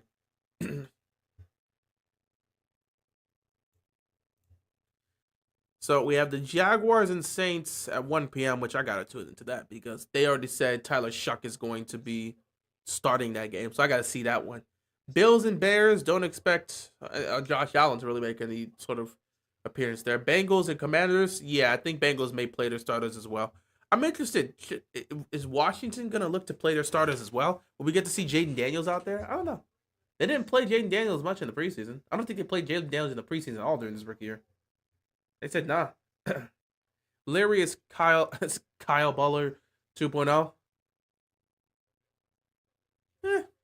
Based off of how he's looked, it's just been awful, so I wouldn't disagree with that statement. Cowboys have done relatively nothing. Listen, they have let Milton play the entire game. They've let Milton play the entire game. I guess they said he's just you're gonna play the whole game. They told Milton out there, you are going to play the whole game.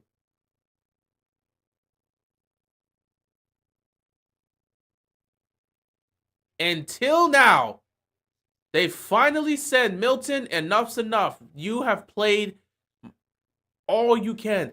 Will Grier is out there. Will Grier is the quarterback for the Cowboys. They said, Milton's enough is enough. You've had plenty of reps out there. We've seen enough. You're done for the day. Let's get Will in. First down here. Will Grier across the middle of the field connects perfectly with his receiver. That's crazy. If he leads them down the field for a touchdown drive, it does better in one drive than Joe Milton. That's crazy. Why do we always I mean, I think it's because they're right next to each other. I don't know. I don't know why. I'm pretty sure it's because they're right next to each other. You know, they're not that far away from each other. Do the Giants and Jets consistently play each other. Oh, Fant got hurt on that play. He's kind of walking off right now with the trainers. Did the Giants and Jets consistently play each other in the preseason? Because they're right next. They're in this. Well, they're in the same stadium, so maybe that could also be the case. But yeah, I don't know why, but I guess it's because they're right next to each other, so it just makes things easier. It's the preseason. Not a lot of traveling needs to happen there, and you just get to go across the street and deal with that other team. So maybe that's why. I don't know how the schedules are made in terms of the preseason. I don't know how that gets the nod.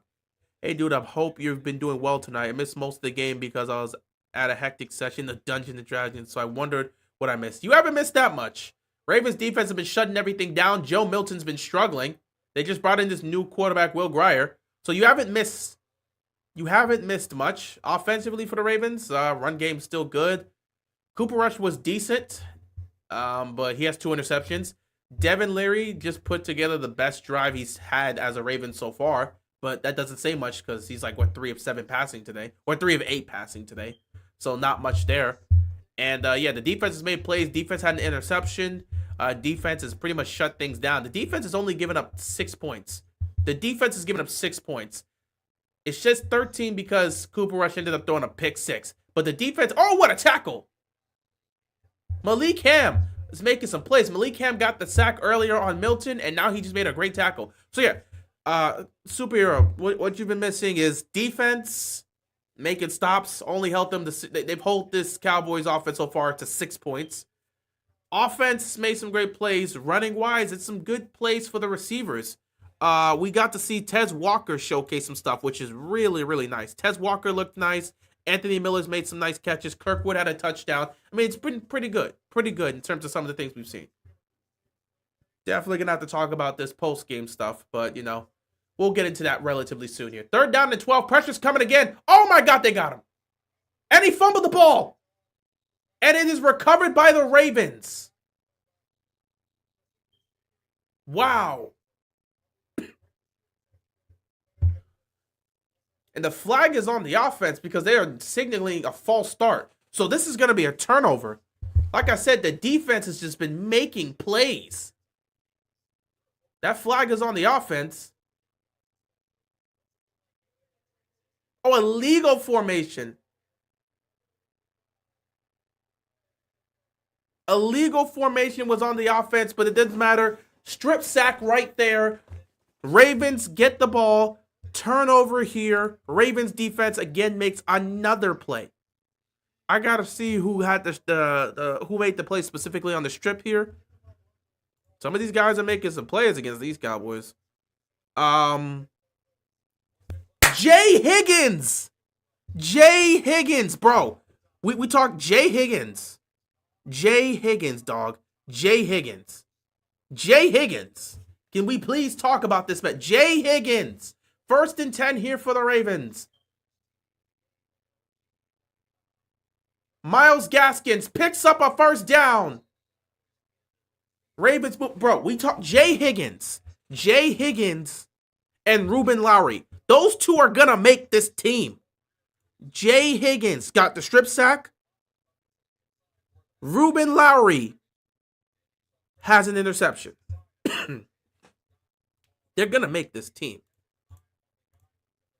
They're making plays. Jay Higgins had a pick last week. This week, he has a sack and a fumble. So he's created 2 turnovers. And then Ruben Lowry had the interception.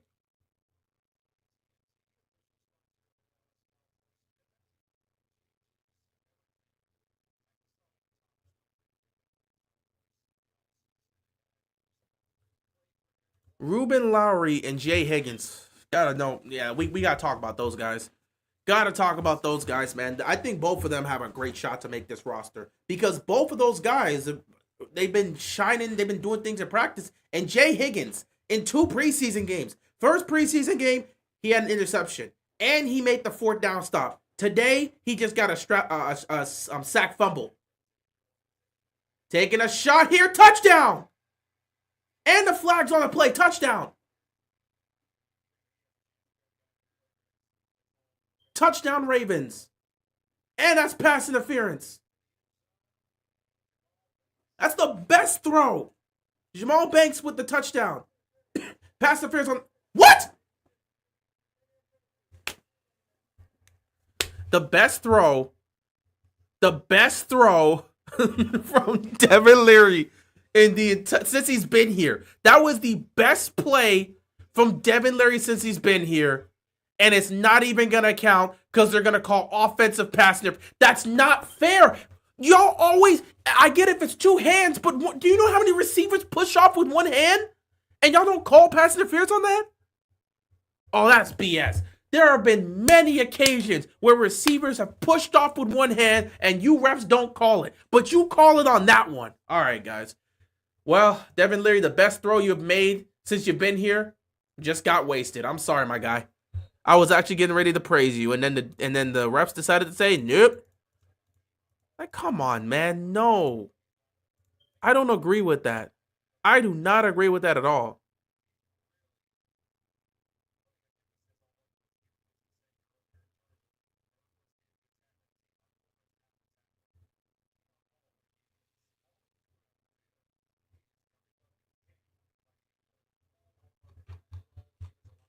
Third down and 12. Well, set up the field goal here. Yep. That's a BS call. I've seen way too many moments where you've seen receivers push off with one hand. If it's a two-hand push off, fine. We've seen way too many moments where we see the push off with one hand and they don't call it.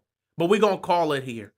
You refs are so inconsistent with everything in this. Oh my God, he had a man wide open and didn't see him. Devin Leary had a man open in the seam and didn't see him. He was wide open and settled for the check down. All right, another field goal for Tyler Loop. I'm fine with it. 50-yard field goal. Kick is up. No good. Oh. It's always drifting left for him. Damn, I was hopeful he could stay 100%. It came out, and it was just like, yeah, it came out sliding. It just can't wait. It just came out sliding. It was already drifting to the left.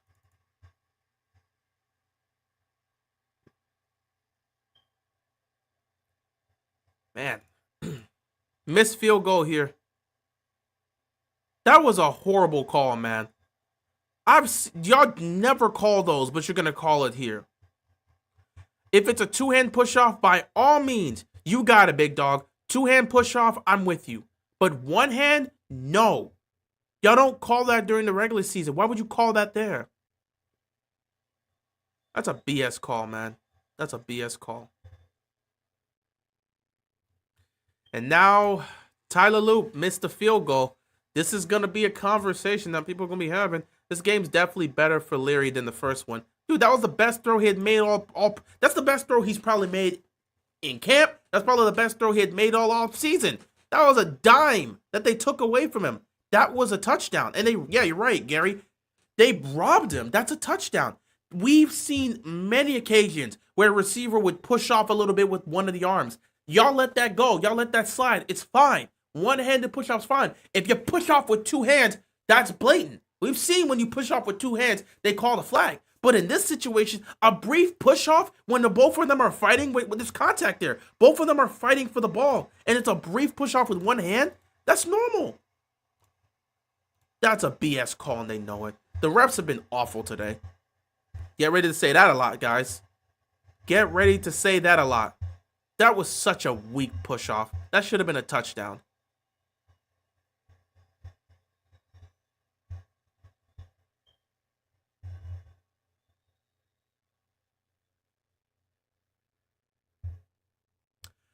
Quentin Johnson was carted off to the locker room?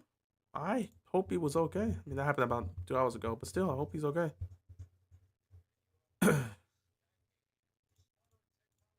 Such a BS call. Pass interference on that weakness. Man, that's crap. Hey, wide to the left. If you notice this, With Tyler Loop, when he misses his field goals, it's wide to the left. So you just got to make sure he makes those adjustments. He never misses wide to the right. He just misses wide to the left. 1st and 10 here. Flag on the play. This might be on the defense here. Hopefully, so I hope someone jumped on the offense. Maybe legal formation, please, or holding. Holding would be great on the offense, but this seems like a defensive penalty. What'd I say? Yeah. Wait, offensive. Oh, offside on the offense. Never mind.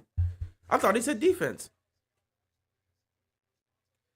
Um, yeah, both. Yeah, Banks got robbed with that call. Both were hand fighting, and it should have been called. I agree, Gary. There's plenty of times us as Ravens fans have seen T. Higgins, Jamar Chase do that one hand push off to catch touchdowns against us. Yeah, they don't call that in the regular season.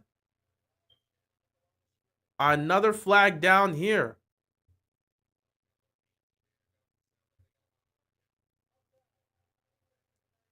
All right, now they got the defense. First one was offside on the offense. Now it's offside on the defense.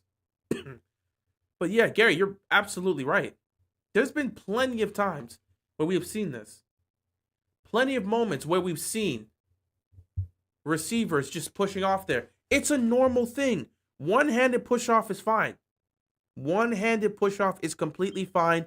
That is just part of it. You guys are fighting for fighting for that possession. So there's gonna be a little bit of contact. You may see a bit of a push off. It's normal. Two-handed push offs, that's PI. Grabbing, that's PI. Moving someone out the way, that's PI. Nice run here to pick up the first down on 2nd and 5. Davis picks up another flag. Oh my God, refs, please. There's 4 minutes left. Holding on the offense. 3 straight penalties. Offensive offsides, defensive offsides, offensive holding. Can we run a play without a flag, please? Yeah, guys, we getting back into it with all these damn penalties. Woo, just wait till week 1, man. Week 1's going to be filled with so many penalties, man. Oh, my goodness.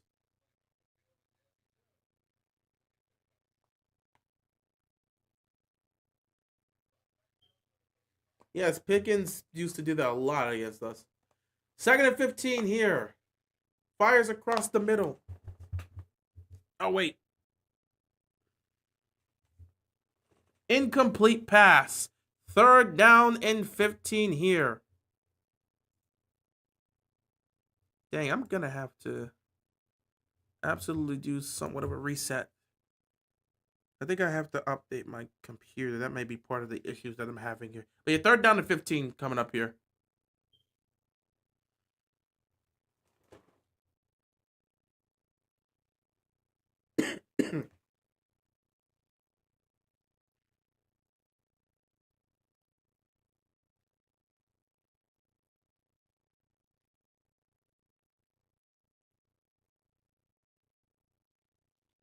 It's 4 minutes left. So it's just like, let's just wind this clock here and get out of here and not have to worry about anything else, man. Greer ends up scrambling. He picks up some yards and he's tackled right there. 4th down here. They got to go for it. And now there's a flag on the play. Hold on, guys. Give me a second here while I answer this phone call.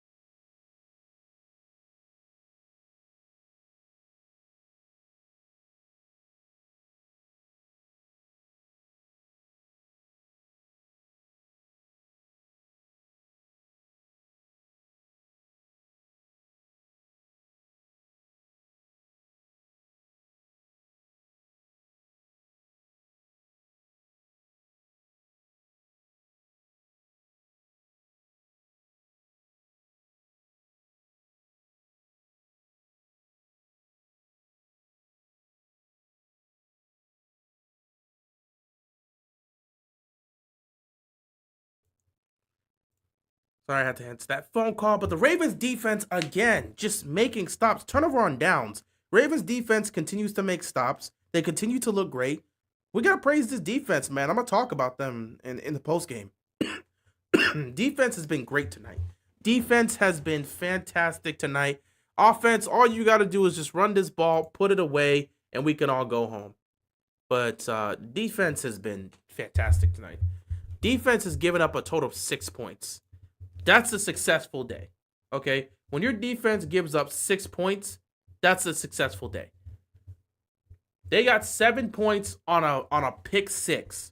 But past that, their offense hasn't been able to do squat diddly the entire game. Defense has shut them down. They've forced a lot of fourth down situations. They've gotten a couple turnovers, a pick, and a fumble, a strip fumble. And now they got a turnover on downs. I mean, these guys are just making plays out there.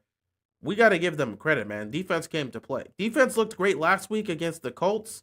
They look great again this week, too. So I like a lot of these young guys coming out here and just putting on a performance and just showcasing what they're capable of.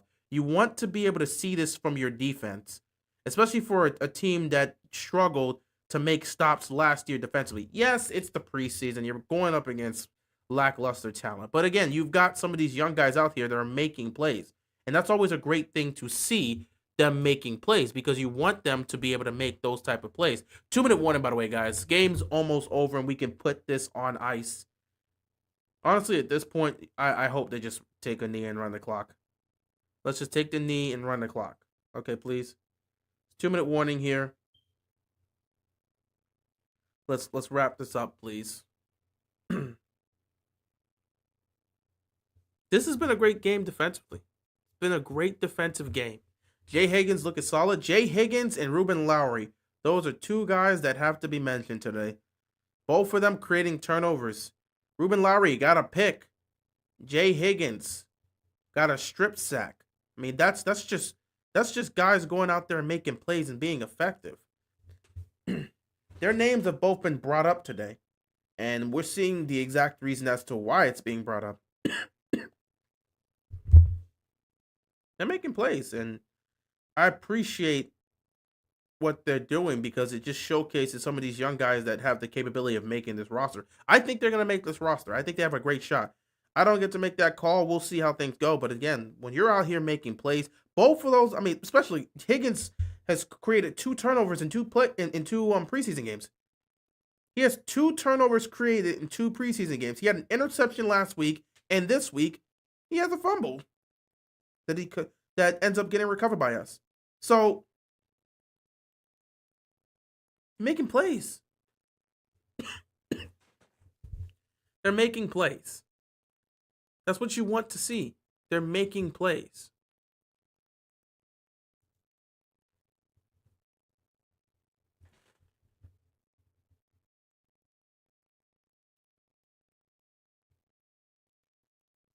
They're making plays. Ravens can never stop the quarterback scramble. They're not the best at that, but I mean, I don't think anyone's really stopping a quarterback scramble, especially when it's with a quarterback that you don't expect to scramble.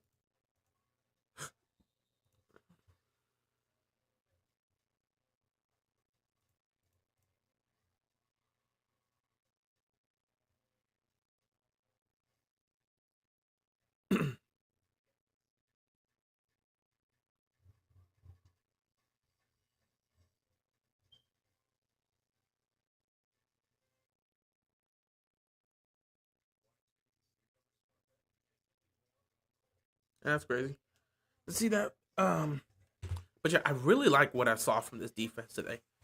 And I liked what I saw from some of the offensive players, just getting the opportunity to showcase what they can do. This was great to see them finally give opportunities to Devontae Walker, who, again, 6 catches, 61 yards, average 10 yards a completion. The guy was moving the ball and making plays. I really got some good high hopes for Devontae Walker to go out there and make an impact. Obviously, you've got Zay, you've got Bateman, you've got D-Hop. You know those are going to be the main guys. But Devontae Walker can make plays. Give him some snaps and go see him make some plays.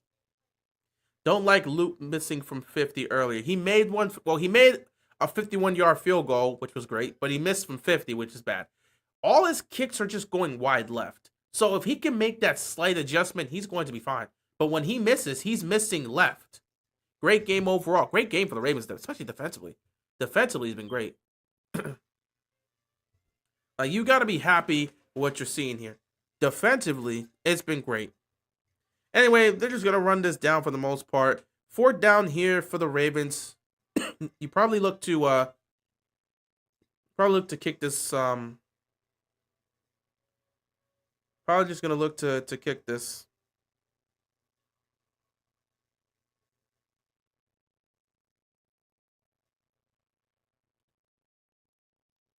You're probably just going to look to kick this.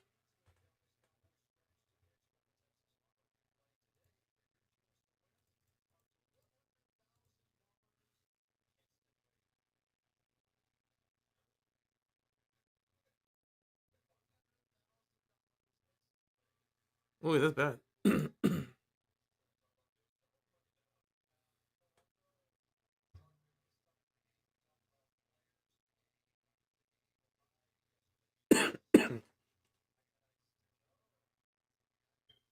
Not a good outing for the Cowboys. In terms of looking at their depth, this has not been a good outing for them. You know, I don't think they would look at this and say it's been a good outing for them, specifically. You'd be a little bit annoyed that you guys couldn't really do anything. You couldn't really score. Your offense, you'll be happy with some of the plays. Because, again, that pick 6 was great. Made the game look really close early on, but past that pick 6, your offense couldn't do anything. And it's probably not the best of looks for Joe Milton, who showcased that he has an arm, but he has no accuracy. Emerson Stout became the punter. Tucker fell off. Well, Tucker's not here anymore, so we don't have to worry about Tucker falling off or not falling off. He ain't here anymore, so we move forward. That's life.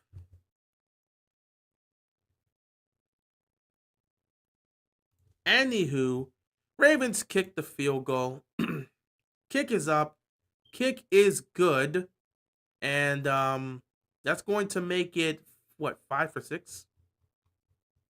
That's going to make it 5 for 6 here for Tyler Loop. He hits from 53 yards. So, yeah, he makes it from 53 yards. It makes it from 53 and 51, but he missed from 50. So, again, that 50-yard field goal miss is a little bit nasty. But again, he's not going to be perfect every single time. I wanted him to get as many opportunities as possible, and he has. And it's great to see that he's kicking well. It's unfortunate he missed that field goal, but he's kicking well. And you'll at least take that. He's made 5 of his 6 field goals. He's 5 for 6 from field goals today. He had 6 opportunities, which is what I wanted to see. I said I wanted this to be a situation where he got a lot of kicks. 5 of 6 ain't bad. He's done a good job. And he's hit from 50 plus twice. The 51-yard field goal he missed because it drifted to the left. And again, it seems like when it comes to him, if he's going to miss, he's missing wide left. He's not going to nuke it to the point where he's missing from the right. He's going to miss wide left.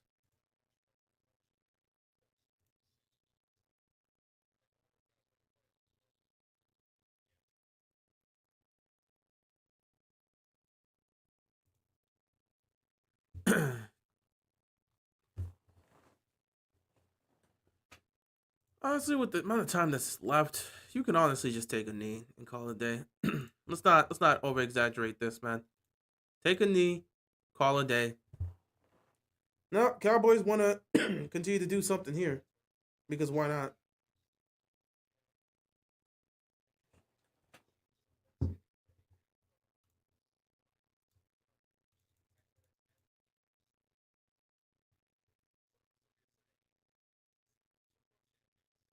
Oh, snap. Stetson Bennett just got a hold on. Stetson Bennett with a game winner. Game on the line. Stetson Bennett led a game-winning drive with 5 seconds left to go in the game. He gets the go-ahead touchdown. Stetson Bennett, preseason performer. Listen, if Stafford ain't ready to go, Stetson, 28 of 40, 324 passing yards, 3 touchdowns. He did throw an interception, passer rating of 108. Bennett's ready to go for week 1. If Stafford can't go, that's what I'm talking about. That's a backup quarterback there. Bennett's done it again. Game-winning drive, game-winning touchdown. He goes down the field, scores. They don't get the 2-point conversion, but it's not going to matter. 5 seconds left. That is a backup quarterback if I've seen one. I want Bennett. I want Bennett here. He ain't going nowhere. That's the game. That's the game of the week. That's the game of the preseason week. Stetson Bennett, 28 of 40, 324 yards, 3 touchdowns, 1 interception, a passer rating of 108.8, and a game-winning touchdown drive. That is what a backup's supposed to look like in a preseason. Go cook. He's cooking. That man went out there and cooked.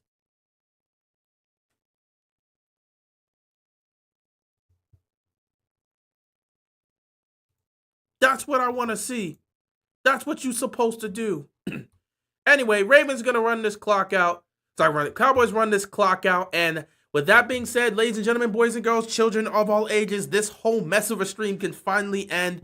The Ravens get the 31-13 victory. What a game. We will be talking about this relatively soon. I'm going to end the stream as soon as possible because I want to be able to get my post-game video out for you guys. A lot of stuff happened here, but the Ravens do get the victory. Ravens get the victory. A lot of great stuff defensively, some nice stuff offensively, and great to see how things went overall. Got a lot to talk about. Got a lot to talk about here because the defense made plays. They gave up 6 points. 6 points of offense. So we got to give them credit. So yeah, we're going to end it here, guys. I appreciate you guys tuning into the stream, even though it's been a messy stream today. But I appreciate you guys tuning in. A lot of technical difficulties. It's been kind of rough the last few days because of the rain. But, you know, it is what it is. We still keep moving forward. And, yeah, that's going to be the second preseason game. One more game left. And then it's all business from here. One more preseason game, and then it's all business. Straight business in preparation for Sunday Night Football against the Buffalo Bills. So we got one more preseason game, guys, to get through. Question is, will Harbaugh play his starters in the preseason? I don't think so. But with that joint practice canceled with the Commanders, he might consider giving them a drive. I'm not saying he's going to, but he might. But we'll see what happens. But I appreciate you guys tuning in. I got to go make this video recap, so stay tuned for that video when it pulls up on your feed. And yeah, I will see y'all later. Thank you so much for tuning in. And yeah, you guys be sure to stay safe. And peace out.